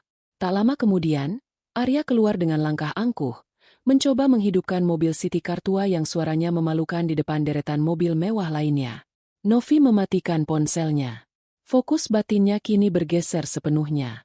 Luka itu masih ada, namun ketegasan telah mengambil alih. Ia menyadari bahwa membiarkan Arya jatuh perlahan adalah sebuah kesalahan. Ia harus menjatuhkannya dengan sekali hantaman keras agar pria itu benar-benar merasakan kerasnya tanah yang selama ini ia injak dengan sombong. Ia merogoh tasnya, mengeluarkan sebuah undangan fisik yang mewah berwarna emas dan hitam. Undangan untuk acara anniversary ke-10 perusahaannya di Grand Crystal yang akan diadakan lusa. Ia menuliskan nama, Arya Amaya, di satu amplop khusus dengan tangan yang sangat stabil. Kamu ingin pendamping yang punya visi, Mas? Gumam Novi pada dirinya sendiri. Akan kutunjukkan visi seperti apa yang aku miliki. Novi mengambil keputusan berisiko tinggi sore itu. Ia menghubungi Pak Hendra dan memberikan instruksi untuk mengubah urutan acara. Ia tidak akan muncul di akhir sebagai kejutan. Ia akan meminta Pak Hendra untuk mengumumkan kebangkrutan salah satu unit usaha yang dipimpin Arya di tengah pesta, tepat saat Arya sedang mencoba memamerkan kekuasaannya di depan Maya dan rekan-rekan kantornya. Tekanan batin baru muncul menghimpit. Tindakan ini akan membuat perceraian mereka menjadi tontonan publik yang memalukan. Namun bagi Novi, menyaksikan kehancuran ego Arya di tempat yang pria itu kira adalah istananya sendiri, adalah satu-satunya cara untuk membasuh penghinaan yang ia terima selama ini. Keputusan Arya untuk mengancam akan menceraikan Novi jika ia tidak mendapatkan dukungan finansial, seperti yang didengar Novi melalui telepon Dina, meninggalkan lubang dingin di tengah dada Novi. Malam itu, ia tidak menangis. Ia justru duduk di kegelapan ruang kerja pribadinya, menatap layar monitor yang menampilkan rekaman CCTV rumah. Di sana, ia melihat Arya mondar-mandir di ruang tamu dengan gelisah, napasnya pendek-pendek, dan sesekali ia menendang kaki sofa marmer yang tak bersalah. Ada sesuatu yang benar-benar mati di dalam diri Novi. Rasa cintanya yang terakhir telah menguap bersama ancaman perceraian itu. Sekarang, yang tersisa hanyalah strategi dan kesunyian yang tajam. Keesokan harinya, tekanan eksternal mulai mengepung Arya seperti kabut tebal yang mencekik. Telepon rumah tidak berhenti berdering dari pihak-pihak yang menagih hutang pribadi yang ia buat atas nama spekulasi saham dan gaya hidup mewahnya. Novi melewati ruang tengah saat ia mendengar Arya berteriak di telepon, mencoba memohon penundaan pembayaran kepada seseorang yang suaranya terdengar mengancam dari balik speaker. Saya butuh 2 hari lagi. Hanya 2 hari, teriak Arya. Tangannya gemetar hebat. Begitu ia mematikan telepon, matanya tertuju pada sebuah kotak kayu mahoni yang diletakkan di lemari pajangan kaca di sudut ruangan, koleksi jam tangan mewah miliknya. Novi memperhatikan dari balik pilar dapur. Ia melihat Arya berjalan dengan langkah serabutan menuju lemari itu. Arya membuka kuncinya dengan paksa, seolah-olah sedang menjarah hartanya sendiri. Ia mengambil sebuah jam tangan dengan dial berwarna biru gelap. Sebuah Patek Philippe yang dulu ia klaim sebagai hadiah, bonus tahunan, dari hasil kerja kerasnya. Padahal sebenarnya dibeli menggunakan anggaran cadangan perusahaan Novi atas permintaan Arya yang merengek. Ini setidaknya bisa menutupi bunga hutang bulan ini, gumam Arya pada dirinya sendiri. Suaranya parau oleh keputusasaan. Novi menarik napas dalam-dalam. Ia teringat kejadian 3 malam yang lalu, saat ia bersama Bagas memindahkan seluruh barang berharga asli ke apartemen rahasia. Ia sengaja mengganti jam tangan itu dengan imitasi kelas 1 yang sangat mirip secara visual namun tidak memiliki nilai investasi. Novi merasakan gejolak batin yang aneh. Ia tidak pernah menyangka akan menjadi orang yang begitu dingin dan penuh tipu daya. Namun, setiap kali rasa iba itu muncul, ia teringat wajah Arya yang memuja Maya dan mulutnya yang lancang menghina Novi sebagai benalu. Mas mau kemana? Tanya Novi, muncul dari balik pilar dengan suara yang datar dan polos. Arya tersentak. Dengan cepat menyembunyikan kotak jam itu di balik saku jasnya yang sudah tampak lusuh karena jarang disetrika. Bukan urusanmu. Diam saja di rumah dan urusi dapurmu yang berantakan itu. Arya bergegas keluar menuju mobil City Car tua yang mengeluarkan asap tipis dari knalpotnya. Novi segera menghubungi Bagas melalui pesan singkat. Dia mengambil umpan jam tangan itu. Pastikan toko kolektor Pak Suryo memberikan pelajaran yang setimpal. Di sebuah ruko eksklusif di kawasan Menteng, Arya duduk berhadapan dengan Pak Suryo, seorang kolektor jam tangan senior yang dikenal memiliki mata setajam elang. Pak Suryo adalah rekan bisnis lama Novi, seorang pria yang sangat menjunjung tinggi integritas dan kejujuran dalam dunia barang mewah. Sikapnya dingin, netral, dan tidak mudah terkesan oleh penampilan luar. Tolong periksa ini, Pak Suryo. Saya sedang butuh dana cepat. Saya yakin Pak Suryo tahu nilai jam tangan ini, ujar Arya dengan sisa-sisa kesombongan yang dipaksakan. Pak Suryo mengambil jam itu, mengeluarkan kaca pembesar kecil, dan mulai memeriksanya di bawah lampu meja yang terang. Keheningan di ruangan itu terasa seperti hukuman bagi Arya. Keringat dingin mulai membasahi dahi Arya saat ia melihat kerutan di kening Pak Suryo. Pak Arya, ujar Pak Suryo setelah 5 menit yang menyiksa. Ia meletakkan jam itu kembali ke atas kain beludru dengan gerakan yang hampir meremehkan. Sejak kapan Anda mulai mengoleksi barang seperti ini? Maksud Bapak? Arya menelan ludah dengan susah payah. Ini adalah imitasi. Memang pengerjaannya sangat halus, mungkin kategori super clone, tapi mesin di dalamnya bukan mesin asli. Nilainya tidak lebih dari 5 juta rupiah di pasar gelap. Anda ingin menjual ini seharga 800 juta kepada saya? Pak Suryo menatap Arya dengan tatapan menghakimi yang menghancurkan sisa-sisa harga diri pria itu. Wajah Arya berubah dari merah menjadi pucat pasi. Tidak mungkin. Saya membelinya di gerai resmi. Ini pasti ada kesalahan. Gerai resmi tidak menjual jam dengan nomor seri yang terdaftar sebagai barang hilang atau palsu di database pusat. Jawab Pak Suryo dingin. Saya rasa Anda sebaiknya pergi sebelum saya melaporkan percobaan penipuan ini kepada asosiasi kolektor. Arya keluar dari toko itu dengan kaki yang terasa lemas seperti jeli. Begitu ia sampai di trotoar, 2 pria berbadan tegap dengan jaket kulit hitam sudah menunggunya di dekat mobil bututnya. Mereka adalah penagih hutang dari pihak pembiayaan ruko yang ia jaminkan tempo hari. Pak Arya, waktu Anda sudah habis.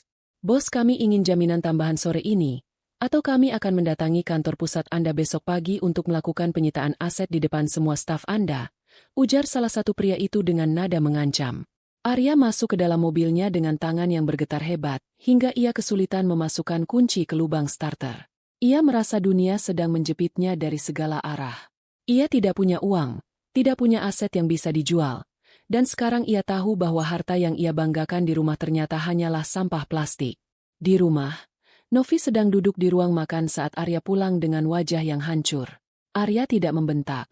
Ia hanya terduduk di lantai ruang tamu, memegangi kepalanya yang berdenyut. Novi mendekat perlahan, membawa segelas air putih. Ia melihat kotak jam tangan itu tergeletak terbuka di lantai. Ada apa, Mas? Jamnya tidak laku. Arya mendongak. Matanya merah karena amarah dan malu.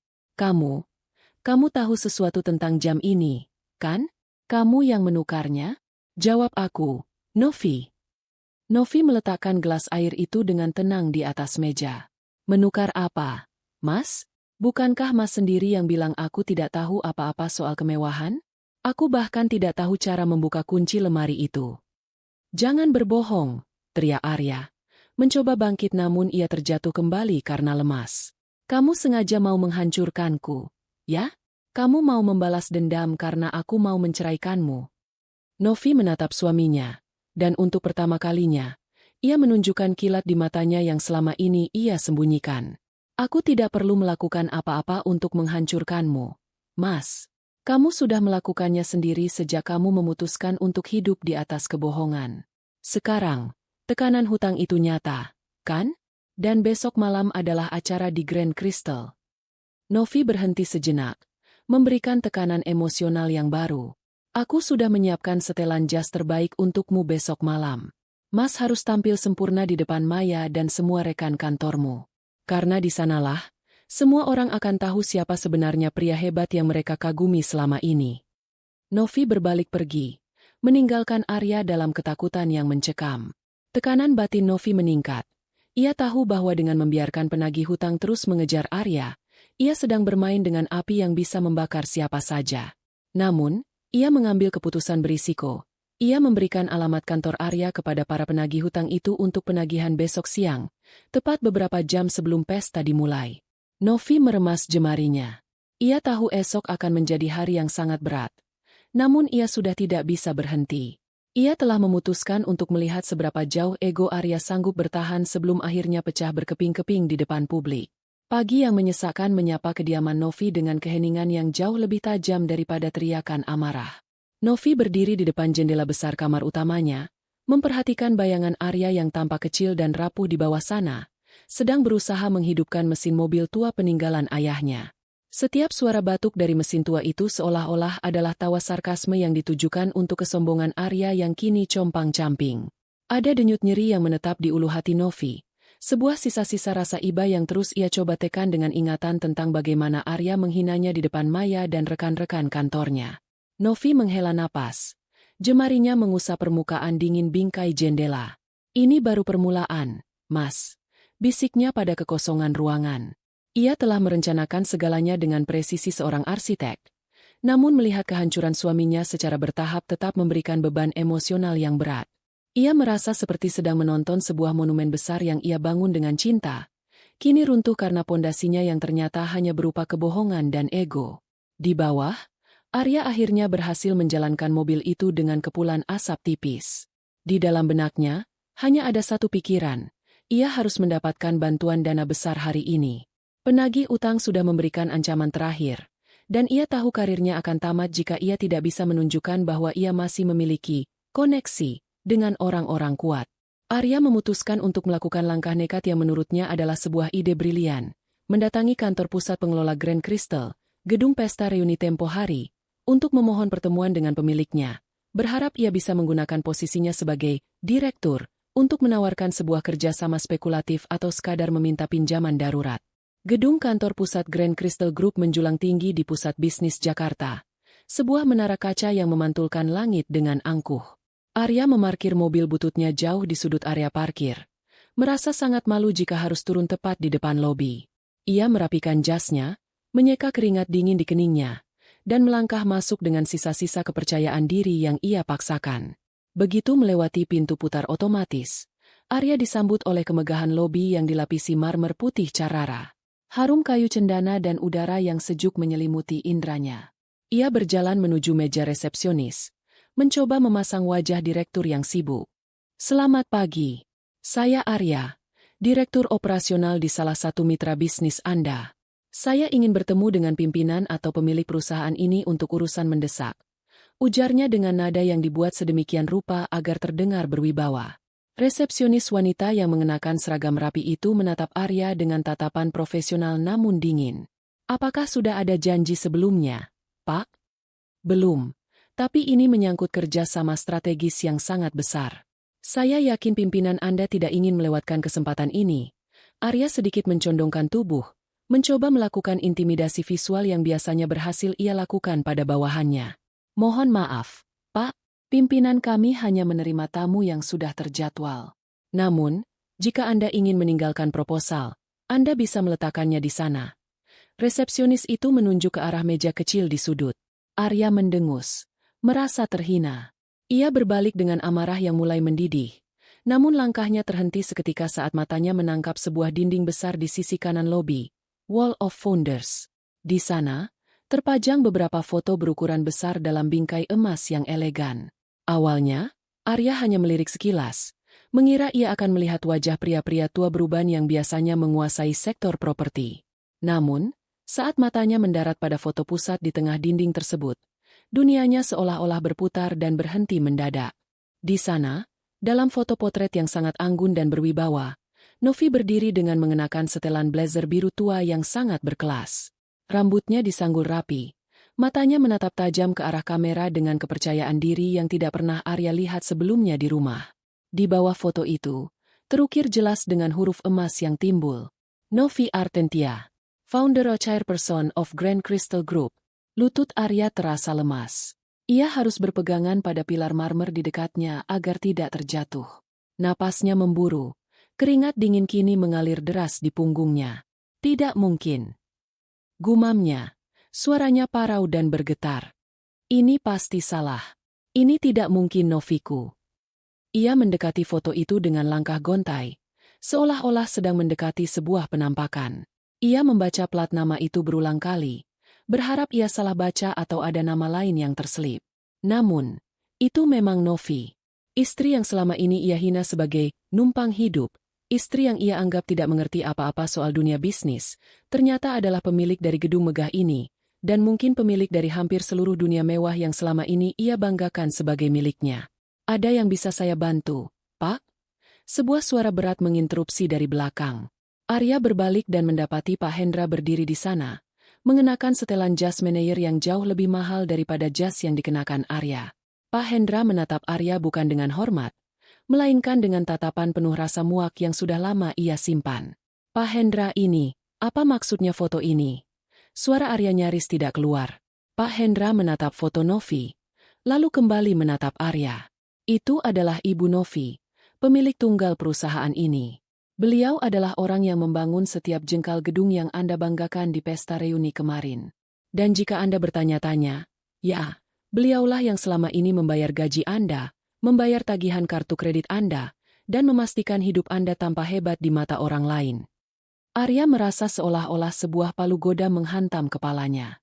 Kebenaran itu terasa jauh lebih menyakitkan daripada ancaman penagih utang. Seluruh narasi kehidupannya yang ia bangun dengan kesombongan runtuh seketika. Dia membohongiku, tanya Arya, mencoba mencari pembenaran untuk egonya yang hancur. Beliau tidak membohongi Anda, Pak Arya, sahut Pak Hendra dengan nada dingin. Beliau hanya memilih untuk tidak memamerkan kekayaannya demi menghargai ego Anda sebagai suami. Namun, Anda justru menggunakan kebaikannya untuk merendahkannya. Dan sekarang, Ibu sudah memutuskan untuk mengambil kembali semua yang seharusnya tidak pernah Anda miliki. Di kantor pribadinya di lantai atas, Novi duduk di balik meja kerja kayu jati yang luas, memperhatikan monitor pengawas yang menampilkan sosok Arya yang tampak bingung dan hancur di lobi bawah. Novi memejamkan mata, merasakan getaran emosional yang hebat. Ada rasa puas melihat Arya akhirnya mengetahui kebenaran, namun ada juga rasa pedih karena ia menyadari bahwa mulai saat ini, tidak akan ada lagi jalan untuk memperbaiki apa yang sudah rusak. Ia meraih ponselnya dan menelepon Bagas yang berada di ruangan sebelah. Bagas, sampaikan pada resepsionis untuk membiarkan dia keluar. Jangan ada drama di lobi. Dan sampaikan pada Pak Hendra, siapkan berkas gugatan cerai dan lampirkan semua bukti penyelewengan dana perusahaan yang dilakukan Arya. Novi meletakkan ponselnya. Dadanya terasa sesak. Ia baru saja mengambil keputusan yang paling berisiko dalam hidupnya, memicu kehancuran total rumah tangganya secara resmi. Ia tahu, setelah Arya tahu kebenaran ini, pria itu tidak akan lagi memohon atau meminta maaf secara tulus. Arya kemungkinan besar akan berbalik menyerang dengan segala cara untuk mendapatkan bagian dari kekayaan Novi melalui jalur hukum. Novi bangkit dari kursinya, menatap panorama Jakarta dari jendela lantai 40. Ia melihat mobil butut Arya meninggalkan area parkir dengan terburu-buru. Tekanan batin baru mulai menghimpitnya. Ia sekarang bukan lagi hanya seorang istri yang dikhianati, tapi ia adalah seorang pemilik perusahaan yang harus melindungi asetnya dari pria yang kini ia anggap sebagai parasit paling berbahaya. Novi memutuskan untuk melakukan satu hal lagi yang sangat berani. Ia menginstruksikan stafnya untuk mengirimkan karangan bunga besar ke rumah mereka sore ini, ditujukan kepada Arya, dengan kartu ucapan bertuliskan, "Selamat atas kesuksesanmu di lobi Grand Crystal hari ini, Mas. Sampai jumpa di pesta nanti malam." Langkah ini adalah deklarasi perang terbuka. Novi tahu ia sedang memancing amarah Arya ke titik didih tertinggi, namun ia tidak peduli lagi. Ia ingin Arya datang ke pesta malam ini dengan perasaan terjepit, agar di depan semua orang, ia bisa menyaksikan sendiri bagaimana mahkota palsu suaminya dilepas secara permanen. Getaran dari layar monitor di ruang kerja pribadinya seolah merambat hingga ke ujung jemari Novi. Dari lantai 40 gedung pusat Grand Crystal Group, ia menyaksikan melalui rekaman CCTV tanpa suara, namun ia bisa membayangkan setiap desis amarah yang keluar dari mulut Arya di lobi bawah. Ada rasa hampa yang ganjil saat ia melihat pria yang dulu ia banggakan, pria yang ia beri ruang untuk bermimpi, kini berdiri kecil dan tampak rapuh di hadapan dinding foto pendiri perusahaan. Novi memejamkan mata sejenak, merasakan konflik batin yang semakin meruncing. Ia telah beralih peran dari seorang istri yang mengabdi menjadi algojo bagi harga diri suaminya sendiri. Apakah ini keadilan? Atau sekadar dendam yang terbungkus rapi dalam strategi bisnis? Di lobi, suasana mendadak membeku. Arya masih memandangi foto Novi dengan napas tersengal.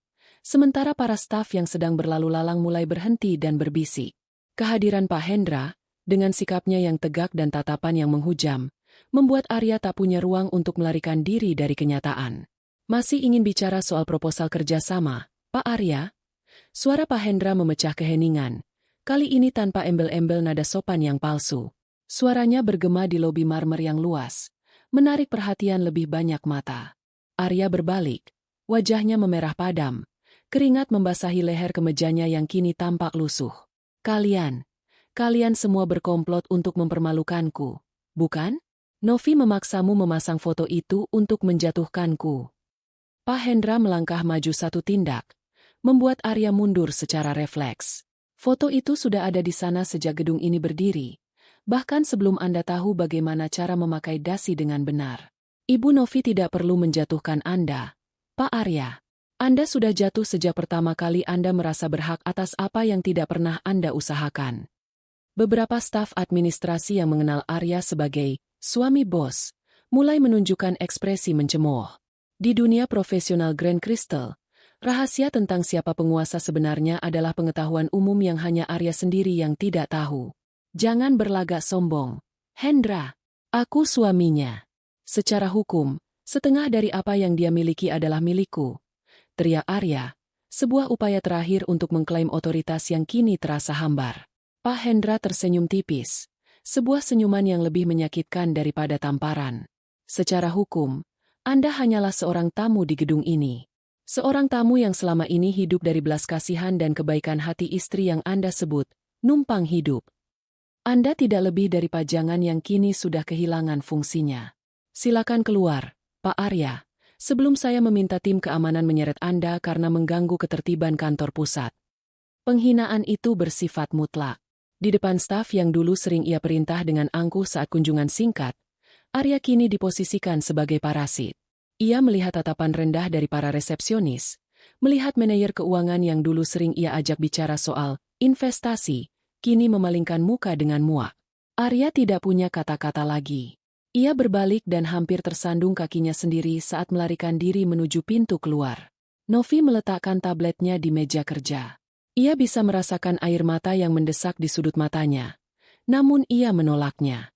Ada kepuasan melihat Arya mendapatkan balasan. Tetapi ada pula luka yang menganga menyadari bahwa pria yang pernah ia cintai telah menjadi begitu rendah. Ia memanggil Bagas melalui sambungan telepon internal. Bagas, dia sudah pergi. Pastikan tidak ada yang menghalangi perjalanannya pulang. Instruksi Novi. Suaranya terdengar serak. Semua sudah sesuai rencana. Bu, mobil box terakhir sudah meninggalkan rumah 2 jam lalu. Hanya tersisa barang-barang yang memang secara hukum milik Pak Arya pribadi. Jawab Bagas dengan nada tenang yang menenangkan kegelisahan Novi. Novi menarik napas panjang. Ia memutuskan untuk pulang lebih awal. Ia ingin menjadi saksi bisu dari fase terakhir keruntuhan dunia palsu Arya sebelum konfrontasi utama esok malam. Arya memacu mobil City Car tuanya dengan emosi yang meledak-ledak. Di sepanjang jalan, ia terus memaki Novi, memaki Pak Hendra, dan menyusun narasi pembelaan diri di kepalanya. Ia yakin, sesampainya di rumah, ia akan menyeret Novi, menuntut penjelasan, dan memaksa istrinya untuk memulihkan semua aksesnya. Ego Arya masih mencoba mencari celah untuk bertahan. Ia berpikir mungkin ini hanya tes dari Novi, sebuah drama rumah tangga yang bisa ia selesaikan dengan sedikit intimidasi atau rayuan. Namun, begitu ia memarkir mobil di depan gerbang yang kini tidak lagi terbuka otomatis, jantungnya berdegup kencang. Lampu-lampu luar rumah mati. Suasana sangat sunyi. Arya membuka pintu utama dengan kunci cadangannya yang masih berfungsi. Begitu pintu terbuka, ia membeku. Rumah itu kosong melompong. Bukan hanya furnitur besar seperti sofa marmer atau meja makan jati yang hilang, tetapi seluruh jiwa dari rumah itu seolah telah disedot keluar. Karpet Persia yang mahal, lukisan-lukisan koleksi Novi, bahkan vas bunga kristal di lorong sudah tidak ada. Yang tersisa hanyalah debu dan jejak-jejak kaki di lantai yang dingin. Novi? Teriak Arya. Suaranya bergema di ruangan yang kini tak lagi memiliki peredam. Ia berlari ke lantai atas, menuju kamar utama. Di sana pun sama. Lemari pakaian yang dulu penuh dengan jas-jas mahalnya yang dibelikan Novi, kini kosong. Hanya tersisa beberapa kemeja lamanya yang ia bawa saat pertama kali pindah ke rumah itu. Brankas di pojok ruangan terbuka lebar dan tak berisi apa-apa selain udara. Di tengah ruangan yang kosong itu, tergeletak sebuah karangan bunga mawar hitam besar. Karangan bunga yang dikirimkan Novi tadi sore. Arya mendekatinya dengan tangan bergetar, mengambil kartu ucapan yang terselip di antaranya. Selamat atas kesuksesanmu di lobi Grand Crystal hari ini, Mas. Sampai jumpa di pesta nanti malam. Oh, omong-omong, tagihan rumah dan pajak properti ini sudah jatuh tempo atas nama pribadimu sebagai direktur operasional yang hebat. Silakan dinikmati. Arya terduduk di lantai yang dingin. Ia merasa seperti sedang berada di dalam sebuah mimpi buruk yang tidak memiliki pintu keluar. Keheningan rumah itu terasa jauh lebih menekan daripada teriakan penagih utang. Ia menyadari bahwa Novi tidak sedang bermain. Novi sedang membedah hidupnya hidup-hidup. Novi, yang sejak tadi berdiri di kegelapan apartemen seberang jalan sambil memantau melalui jendela, merasakan sesak yang luar biasa di dadanya. Ia melihat cahaya lampu ponsel Arya dari kejauhan. Satu-satunya sumber cahaya di rumah besar yang kini menjadi penjara bagi suaminya. Fokus batin Novi kini terpecah antara rasa puas akan kebenaran dan rasa takut akan kegelapan yang ia ciptakan sendiri. Ia mengambil keputusan berisiko tinggi malam itu. Ia tidak akan menginap di apartemen rahasianya. Ia akan kembali ke rumah itu, masuk ke dalam kekosongan itu, dan menghadapi Arya secara langsung dalam kegelapan sebelum pesta dimulai besok. Tekanan batin baru muncul. Jika ia kembali ke sana tanpa pengawalan Bagas, kemarahan Arya yang tak terkendali bisa menjadi ancaman fisik. Namun bagi Novi, ia ingin melihat mata Arya sekali lagi di tengah puing-puing kebohongannya sendiri, untuk memastikan bahwa tidak ada lagi satupun alasan bagi hatinya untuk tetap tinggal. Kegelapan di dalam apartemen rahasia itu terasa lebih jujur bagi Novi daripada cahaya lampu kristal yang selama ini menerangi rumah tangganya. Dari balik jendela kaca yang tinggi, ia bisa melihat fasad rumah lamanya di seberang jalan yang kini tampak seperti kotak beton tanpa nyawa. Sejak ia melangkah keluar dan mengosongkan rumah itu, Novi merasa sebagian beban di pundaknya luruh, namun ada kekosongan baru yang merayap di dadanya. Ia tidak lagi merasa seperti seorang istri. Ia merasa seperti komandan yang baru saja meluluhlantakkan wilayahnya sendiri demi membasmi parasit yang bersarang di sana. Ponsel di atas meja marmer terus-menerus menyala, menerangi kegelapan dengan cahaya putih yang agresif. Layar itu menunjukkan rentetan notifikasi panggilan tak terjawab dan pesan singkat yang tertahan. Semuanya dari Arya. Novi tidak menyentuh ponsel itu.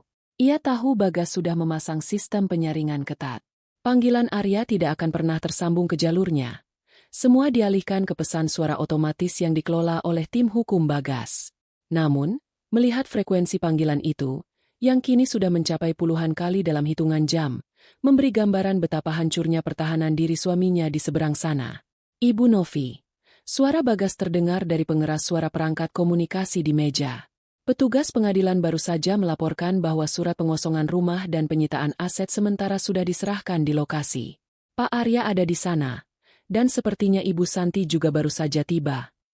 Novi memejamkan mata. Ia bisa membayangkan skenario di sana.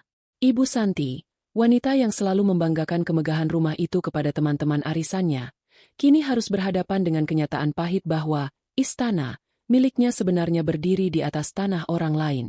Di depan rumah yang sudah kosong melompong, sebuah mobil taksi berhenti dengan terburu-buru. Bu Santi turun dengan wajah yang diselimuti kepanikan. Ia melihat dua orang pria berseragam rapi berdiri di depan gerbang, memegang map kuning dengan stempel resmi pengadilan negeri. Di samping mereka, Arya berdiri mematung dengan wajah pucat pasi, menggenggam selembar kertas yang gemetar di tangannya. Arya, apa-apaan ini? Kenapa orang-orang ini bilang kita harus keluar dari rumah besok pagi? Teriak Bu Santi, suaranya melengking memecah keheningan kompleks. Mana Novi? Suruh dia bicara dengan orang-orang ini. Ini pasti kesalahan administrasi seperti yang kamu bilang kemarin, kan? Arya tidak menjawab. Matanya kosong. Ia baru saja menyadari bahwa surat yang ia pegang bukan sekadar gertakan. Surat itu menyatakan bahwa seluruh aset properti, termasuk rumah dan isinya, adalah milik penuh Novi Artentia, dan ia diperintahkan untuk mengosongkan premis tersebut karena adanya penyalahgunaan hak guna dan gugatan wan prestasi atas dana perusahaan. Bu, suara Arya parau, Nyaris berbisik. Semuanya habis. Novi, dia pemilik semuanya. Dia yang menarik semua ini. Bu Santi merebut kertas itu dari tangan anaknya. Ia membaca setiap baris dengan mata yang membelalak. Nama, Novi Artentia, tercetak tebal sebagai pemilik tunggal, sementara nama Arya sama sekali tidak disebutkan dalam akta kepemilikan. Realitas itu menghantam Bu Santi lebih keras daripada serangan fisik. Selama ini, ia menghina Novi sebagai benalu, namun ternyata ia dan anaknya sendirilah yang selama ini hidup dari sisa-sisa kemurahan hati wanita yang mereka injak-injak itu. Tidak mungkin, ini tidak mungkin. Bu Santi mulai sesak napas. Tangannya mencengkeram dadanya. Wajahnya yang tadi merah karena marah kini berubah menjadi pucat kebiruan. Rumah ini, perhiasanku, arisanku. Pandangan Bu Santi mulai mengabur. Dunia di sekelilingnya seolah berputar. Harga diri yang ia bangun di atas kekayaan menantunya kini runtuh berkeping-keping. Sebelum Arya sempat menangkapnya, Bu Santi sudah jatuh lunglai di atas aspal dingin halaman rumah. Jatuh pingsan di tengah kegagahan gedung yang kini bukan lagi miliknya.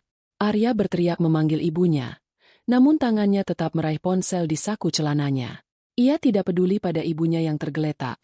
Ia hanya ingin menghubungi Novi. Ia menekan nomor Novi untuk yang ke-100 kalinya.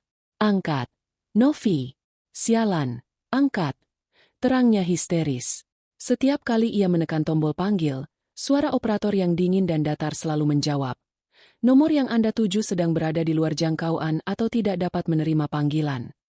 Arya mencoba menghubungi Bagas, namun hasilnya sama. Semua aksesnya telah diblokir total. Ia merasa seperti orang yang dikunci di dalam ruang kedap udara, berteriak sekencang apapun namun tidak ada yang mendengar. Ia mencoba mengirim pesan melalui aplikasi obrolan, namun hanya ada tanda centang satu yang dingin.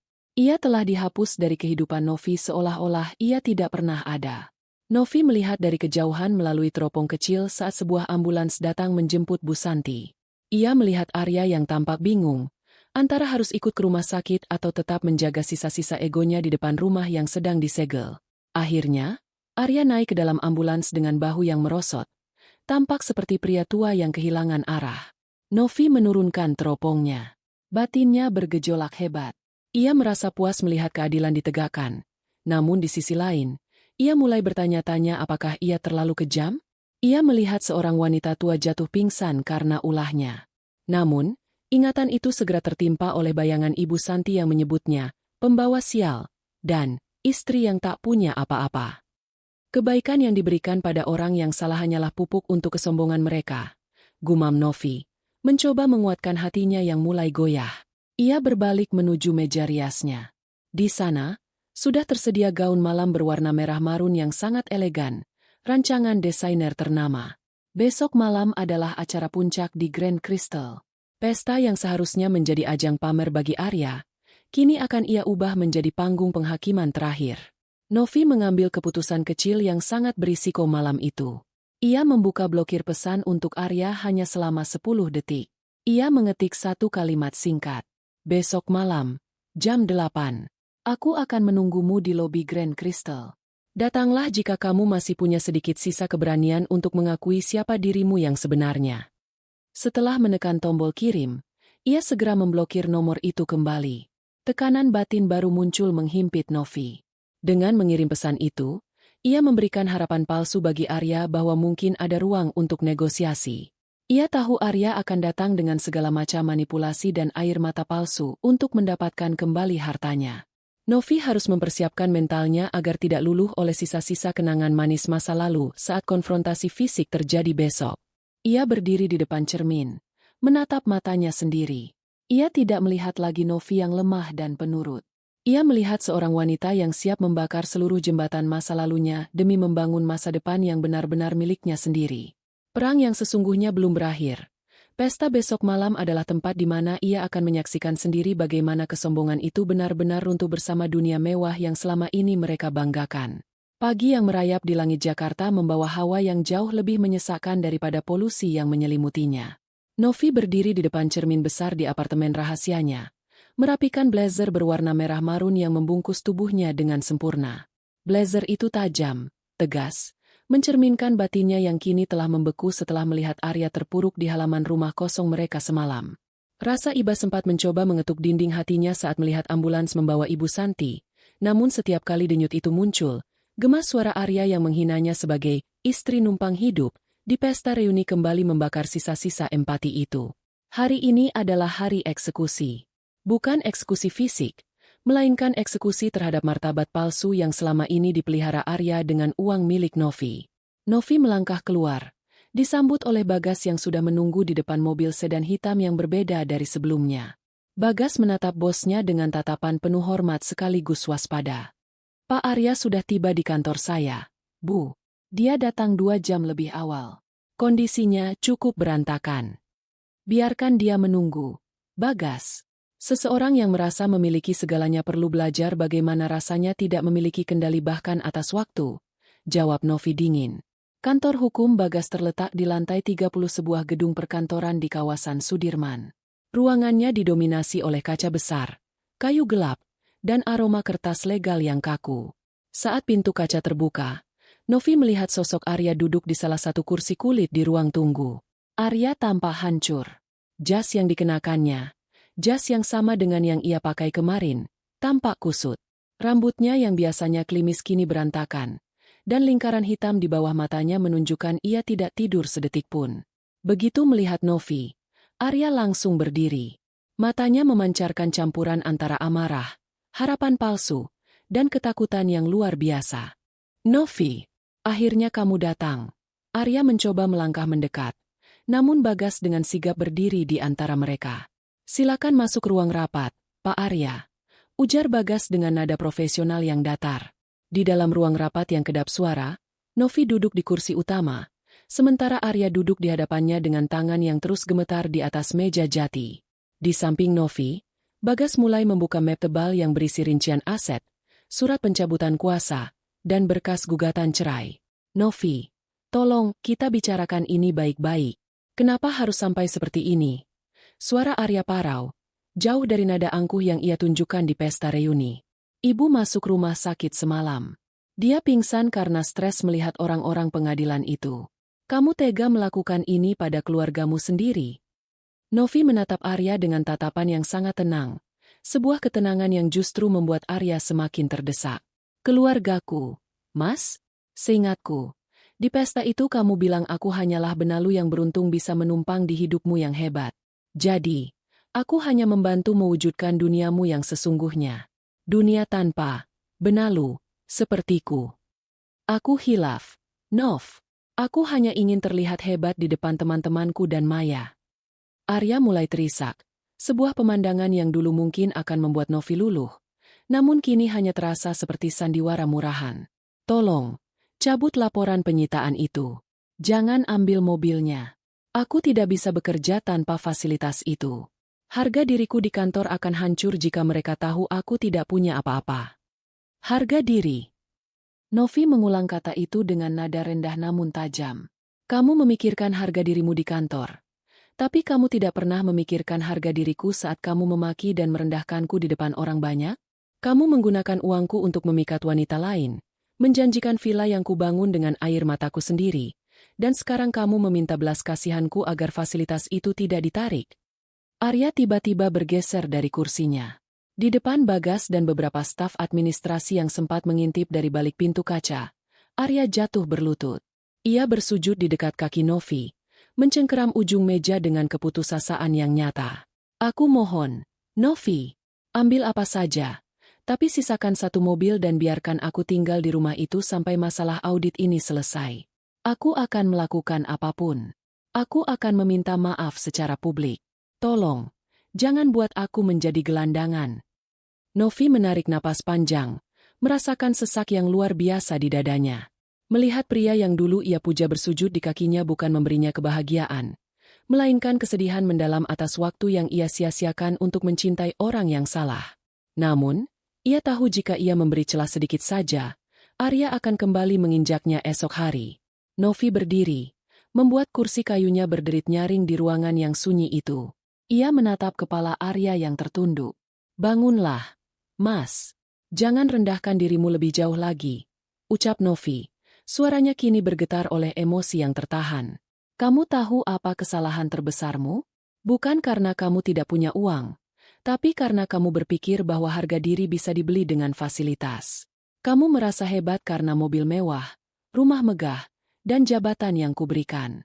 Tapi hari ini kamu membuktikan, tanpa semua benda mati itu, kamu tidak punya apa-apa di dalam dirimu.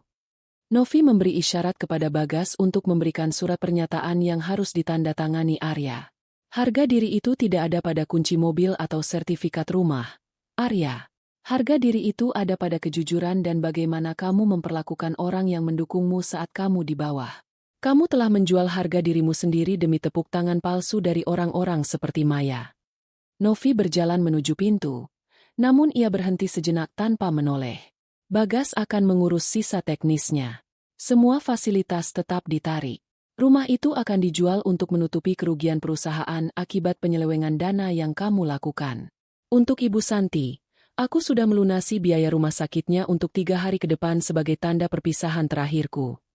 Novi melangkah keluar dari ruang rapat, meninggalkan Arya yang masih bersujud sambil menangis meraung-raung. Di koridor kantor, Novi merasakan kakinya lemas. Ia telah memenangkan konfrontasi ini, namun beban batinnya justru meningkat. Ia menyadari bahwa menghancurkan Arya berarti ia juga harus menghancurkan sisa-sisa impian masa mudanya tentang sebuah keluarga. Ia masuk ke dalam lift. Jantungnya berdegup kencang. Ia baru saja mengambil keputusan besar. Ia tidak akan bersembunyi lagi. Ia memutuskan untuk mengadakan konferensi pers kecil sore ini untuk membersihkan namanya dari segala rumor miring yang mungkin disebarkan Arya sebagai bentuk serangan balik. Keputusan ini berisiko tinggi. Ia akan menyeret masalah rumah tangganya ke ranah publik dan mengundang perhatian media pada kehidupan pribadinya yang selama ini tertutup. Namun, Novi tahu, untuk benar-benar bebas, ia harus memastikan bahwa tidak ada satupun kepingan kebohongan Arya yang tersisa untuk menghantuinya. Gemas suara tangisan Arya di ruang rapat tadi masih berdenging di telinga Novi, seperti frekuensi radio rusak yang menolak untuk mati. Saat ia melangkah keluar dari gedung perkantoran milik Bagas, udara panas Jakarta menyergapnya, namun Novi justru merasa menggigil. Ia masuk ke dalam mobil, menyandarkan kepala pada sandaran jok kulit yang dingin. Di dalam kabin yang kedap suara itu, ia akhirnya melepaskan napas yang sejak tadi ia tahan di hulu paru-parunya. Ada sebuah kemenangan yang hambar. Melihat pria yang dulu ia cintai bersujud di kakinya bukan memberinya kepuasan surgawi, melainkan sebuah konfirmasi pahit bahwa ia telah menghabiskan bertahun-tahun hidupnya membangun sebuah monumen cinta untuk seorang pria yang ternyata hanyalah cangkang kosong. Bu Novi, kita langsung ke Grand Crystal untuk persiapan acara nanti malam. Suara Bagas memecah keheningan. Novi menatap keluar jendela, memperhatikan kerumunan orang di trotoar. Putar balik. Bagas, ikuti Arya. Aku ingin melihat kemana sisa-sisa kesombongan itu akan membawanya. Bagas sempat ragu, namun ia mengangguk patuh. Ia memutar kemudi, menjaga jarak aman di belakang taksi konvensional yang baru saja dinaiki Arya dengan wajah yang hancur. Taksi itu berhenti di depan sebuah kafe bergaya modern di kawasan Jakarta Selatan. Dari dalam mobil yang kacanya gelap, Novi memperhatikan Arya turun dengan langkah limbung. Arya merapikan jasnya yang kusut dengan gerakan mekanis, mencoba memulihkan sedikit martabat yang tersisa sebelum masuk ke dalam. Di salah satu meja sudut, Maya sudah menunggu. Wanita itu tampak cantik dengan blus sutra dan tas branded, yang Novi tahu persis dibeli menggunakan dana talangan dari salah satu vendor perusahaannya atas memo palsu yang dibuat Arya. Novi memperhatikan melalui perangkat penyadap kecil yang dipasang Bagas pada ponsel Arya sebelumnya. Sebuah tindakan ilegal yang ia izinkan demi memastikan keamanan asetnya. Mas Arya, kenapa penampilanmu berantakan sekali? Suara Maya terdengar dari speaker mobil, penuh nada manja yang kini terasa menyengat. Dan kenapa kamu naik taksi? Mana mobil sport MU? Aku sudah menunggu hampir 1 jam. Arya duduk dengan napas memburu. Ia meraih tangan Maya, mencengkeramnya seolah wanita itu adalah pelampung terakhir di tengah samudra yang mengamuk. Maya, dengarkan aku. Ada masalah besar. Novi, dia gila. Dia memblokir semua akunku dan mengambil kembali mobil itu. Ini hanya sementara. Aku akan menuntutnya secara hukum. Tapi untuk sekarang, aku butuh bantuanmu. Senyum manis di wajah Maya perlahan memudar, digantikan oleh kerutan kening yang tajam. Bantuan apa maksudmu, Mas? Aku butuh tempat tinggal sementara. Dan kalau kamu punya simpanan, Aku butuh setidaknya 200 juta untuk membayar pengacara lain yang lebih hebat dari Bagas. Ujar Arya dengan suara serak. Setelah aku mendapatkan bagianku dari aset Novi, aku akan mengembalikannya 10 kali lipat. Kita bisa ke Bali. Kita bisa hidup mewah selamanya. Maya, kamu percaya padaku, kan? Maya menarik tangannya dari genggaman Arya seolah-olah kulit pria itu baru saja berubah menjadi bara api. Ia menatap Arya dengan tatapan yang sangat dingin. Sebuah tatapan yang belum pernah Arya lihat sebelumnya. Mas, kamu bercanda. Maya tertawa. Namun tawa itu terdengar sangat meremehkan. Kamu memintaku uang? Dan menginap di apartemenku? Aku bersamamu karena kamu adalah direktur operasional sukses yang punya masa depan cerah. Bukan karena aku ingin menjadi penampungan bagi pria bangkrut yang kalah perang melawan istrinya sendiri. Maya, apa yang kamu katakan? Kita punya rencana. Rencana itu hanya berlaku kalau kamu punya modal, Arya.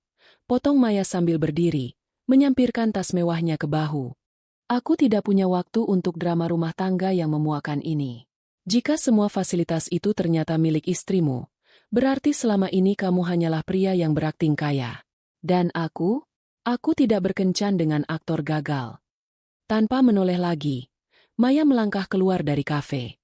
Ia melewati mobil Novi tanpa menyadari bahwa pemilik dari segala kemewahan yang ia puja sedang menatapnya dengan rasa muak yang mendalam. Di dalam kafe, Arya terpaku.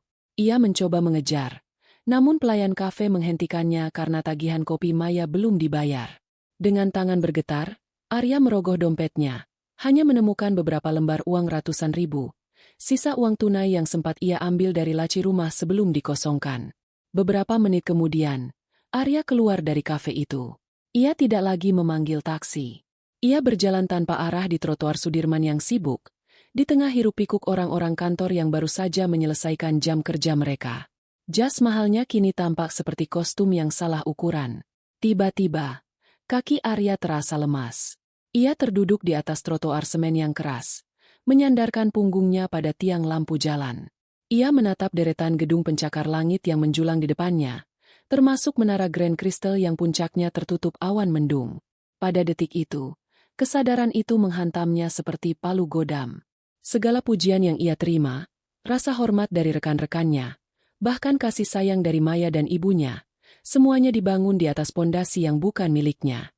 Dunianya hanyalah istana pasir megah yang ia banggakan dengan sombong. Namun ia lupa bahwa istana itu berdiri sepenuhnya di atas tanah milik Novi. Dan sekarang, saat air pasang datang berupa kebenaran, istana itu rata dengan tanah, menyisakan dirinya yang basah dan kedinginan sendirian. Dari dalam mobil, Novi melihat Arya yang menunduk dalam, menutup wajah dengan kedua tangannya di tengah keramaian trotoar. Hati Novi berdenyut. Bukan lagi karena cinta, tapi karena ia menyadari betapa hancurnya harga diri seorang pria ketika ia kehilangan topengnya. Bu Novi, tanya Bagas lembut, apakah kita perlu memberikan surat gugatan cerai resminya sekarang? Petugas pengadilan sudah bersiap. Novi menarik napas panjang. Fokus batinnya kini mencapai titik paling kritis. Ia sudah melihat Arya hancur, namun ia tahu Arya belum benar-benar selesai. Pria dengan ego setinggi Arya biasanya akan menjadi lebih berbahaya saat mereka tidak punya apa-apa lagi untuk dipertaruhkan. Ia khawatir Arya akan melakukan tindakan nekat malam ini di pesta reuni atau menggunakan media untuk memutarbalikkan fakta sebagai upaya balas dendam terakhir. Belum, Bagas, ujar Novi dengan suara yang kini terdengar lebih berwibawa dan penuh risiko. Simpan surat itu untuk malam ini. Aku akan menyerahkannya sendiri di atas panggung, di hadapan semua tamu undangan. Aku ingin dia menandatanganinya di bawah sorotan lampu, agar dunia tahu bahwa hari ini, aku bukan hanya menceraikannya, tapi aku juga menghapus eksistensinya dari duniaku secara permanen. Keputusan ini sangat berisiko. Menyerahkan surat cerai di depan publik bisa merusak reputasi bisnis Novi jika publik menganggapnya terlalu kejam. Namun, bagi Novi, ini adalah satu-satunya cara untuk memastikan Arya tidak akan pernah berani muncul lagi di kehidupannya. Jalan, Bagas. Kita punya pesta yang harus disiapkan, ucap Novi. Matanya tetap menatap lurus ke depan, tak lagi menoleh ke arah pria yang masih meratapi nasibnya di trotoar itu. Riuh rendah suara orkestra di ballroom Grand Crystal malam itu terdengar seperti simfoni kemenangan bagi semua orang, kecuali bagi satu pria yang berdiri gemetar di ambang pintu masuk. Novi berdiri di atas panggung kecil, memegang mikrofon dengan jemari yang stabil. Gaun merah marunnya menyapu lantai, memancarkan aura otoritas yang mematikan segala keraguan. Di bawah lampu sorot, ia bukan lagi istri yang diam-diam membiayai hidup suaminya. Ia adalah matahari yang kini memutuskan untuk berhenti memberikan cahayanya kepada planet yang mati. Malam ini, suara Novi bergema, tenang namun bertenaga. Saya tidak hanya merayakan 10 tahun berdirinya Grand Crystal. Saya merayakan kejujuran. Selama bertahun-tahun, saya membiarkan diri saya menjadi bayang-bayang demi menjaga sebuah kebohongan yang saya sebut sebagai pernikahan. Saya pikir, dengan merendah, saya bisa menjaga keharmonisan. Namun, saya belajar satu hal pahit. Kesombongan tidak bisa disembuhkan dengan kebaikan. Ia hanya akan semakin besar hingga menelan pemberinya. Di sudut ruangan, Arya berdiri mematung. Wajahnya pucat pasi. Matanya nanar menatap panggung. Di sampingnya, beberapa rekan kantor yang dulu ia sombongkan kini menjaga jarak, seolah-olah ia adalah pengidap penyakit menular. Maya, yang ia harapkan menjadi pelarian, bahkan tidak menoleh ke arahnya, sibuk mencari perhatian dari tamu undangan lain yang lebih menjanjikan. Novi memberi isyarat kepada Bagas. Pria itu melangkah maju, membawa sebuah map kulit berwarna hitam. Novi mengambil map itu dan menuruni panggung, melangkah tepat ke arah Arya. Ruangan mendadak senyap. Setiap mata tertuju pada mereka. Sebuah konfrontasi terbuka yang mempertaruhkan reputasi Novi, namun ia tidak peduli lagi. Risiko dicap kejam adalah harga kecil untuk sebuah kebebasan mutlak. Ini adalah surat cerai dan dokumen kesepakatan pembagian harta. Mas, ucap Novi saat ia berdiri tepat di depan Arya. Harta yang kubagi hanyalah apa yang benar-benar kamu hasilkan sendiri dari gaji pokokmu selama ini, yang jumlahnya bahkan tidak cukup untuk membayar bunga hutang pribadimu. Selebihnya, termasuk rumah, mobil, dan seluruh aset perusahaan, secara sah kembali ke tanganku. Arya menatap map itu, lalu menatap Novi dengan mata berkaca-kaca. Novi, tolong di depan semua orang ini, kamu benar-benar mau menghancurkanku sampai ke dasar. Aku tidak menghancurkanmu, Mas. Aku hanya mencabut fondasi palsu yang selama ini kamu klaim sebagai milikmu. Kamu yang memilih untuk berdiri di atas pasir, jawab Novi. Ia meletakkan sebuah pulpen mahal di atas map itu. Tanda tangani sekarang, atau kita akan bertemu di pengadilan dengan bukti penyelewengan dana perusahaan yang sudah disiapkan Bagas.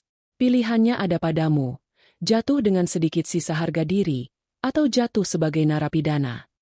Tangan Arya bergetar hebat saat ia meraih pulpen itu.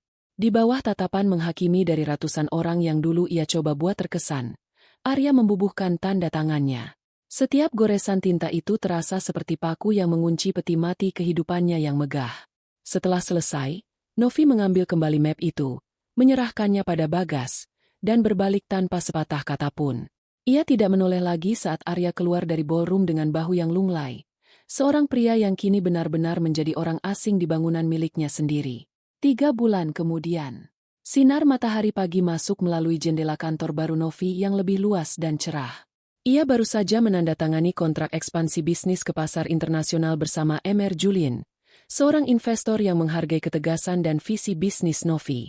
Beban emosional yang dulu menghimpit dadanya setiap kali pulang ke rumah kini telah menguap. Ia tidak lagi bangun dengan ketakutan akan hinaan atau tuntutan mertua. Terima kasih atas kepercayaannya, Bu Novi, ujar M.R. Julien sambil menjabat tangannya. Sangat jarang menemukan pemimpin yang begitu fokus dan tidak terpengaruh oleh urusan pribadi. Novi tersenyum. Kali ini senyumnya sampai ke mata. Urusan pribadi saya adalah apa yang membuat saya sekuat ini, M.R. Julien. Sekarang, fokus saya hanya pada masa depan. Setelah tamu-tamunya pergi, Dina masuk ruangan dengan membawa 2 gelas kopi. Bagaimana rasanya, CEO? Godanya. Novi menghela napas lega. Rasanya seperti akhirnya bisa bernapas tanpa perlu meminta izin pada siapapun. Din. Ngomong-ngomong, Dina duduk di sofa. Wajahnya sedikit berubah serius. Aku tidak sengaja melewati kawasan pinggiran kemarin saat mencari bahan kain. Aku melihat mereka. Nov. Di sebuah rumah kontrakan sempit di Gang Buntu.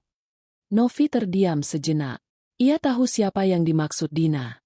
Di sebuah pemukiman padat di pinggiran kota, Suara bising knalpot motor dan tangisan anak tetangga menembus dinding tipis sebuah kontrakan 2 petak. Di dalamnya, Bu Santi duduk di atas kasur tipis di lantai, mengipasi dirinya dengan potongan kardus. Wajahnya yang dulu dipoles riasan mahal kini tampak kusam dan dipenuhi garis-garis kecemasan. "Arya, mana air minumnya?"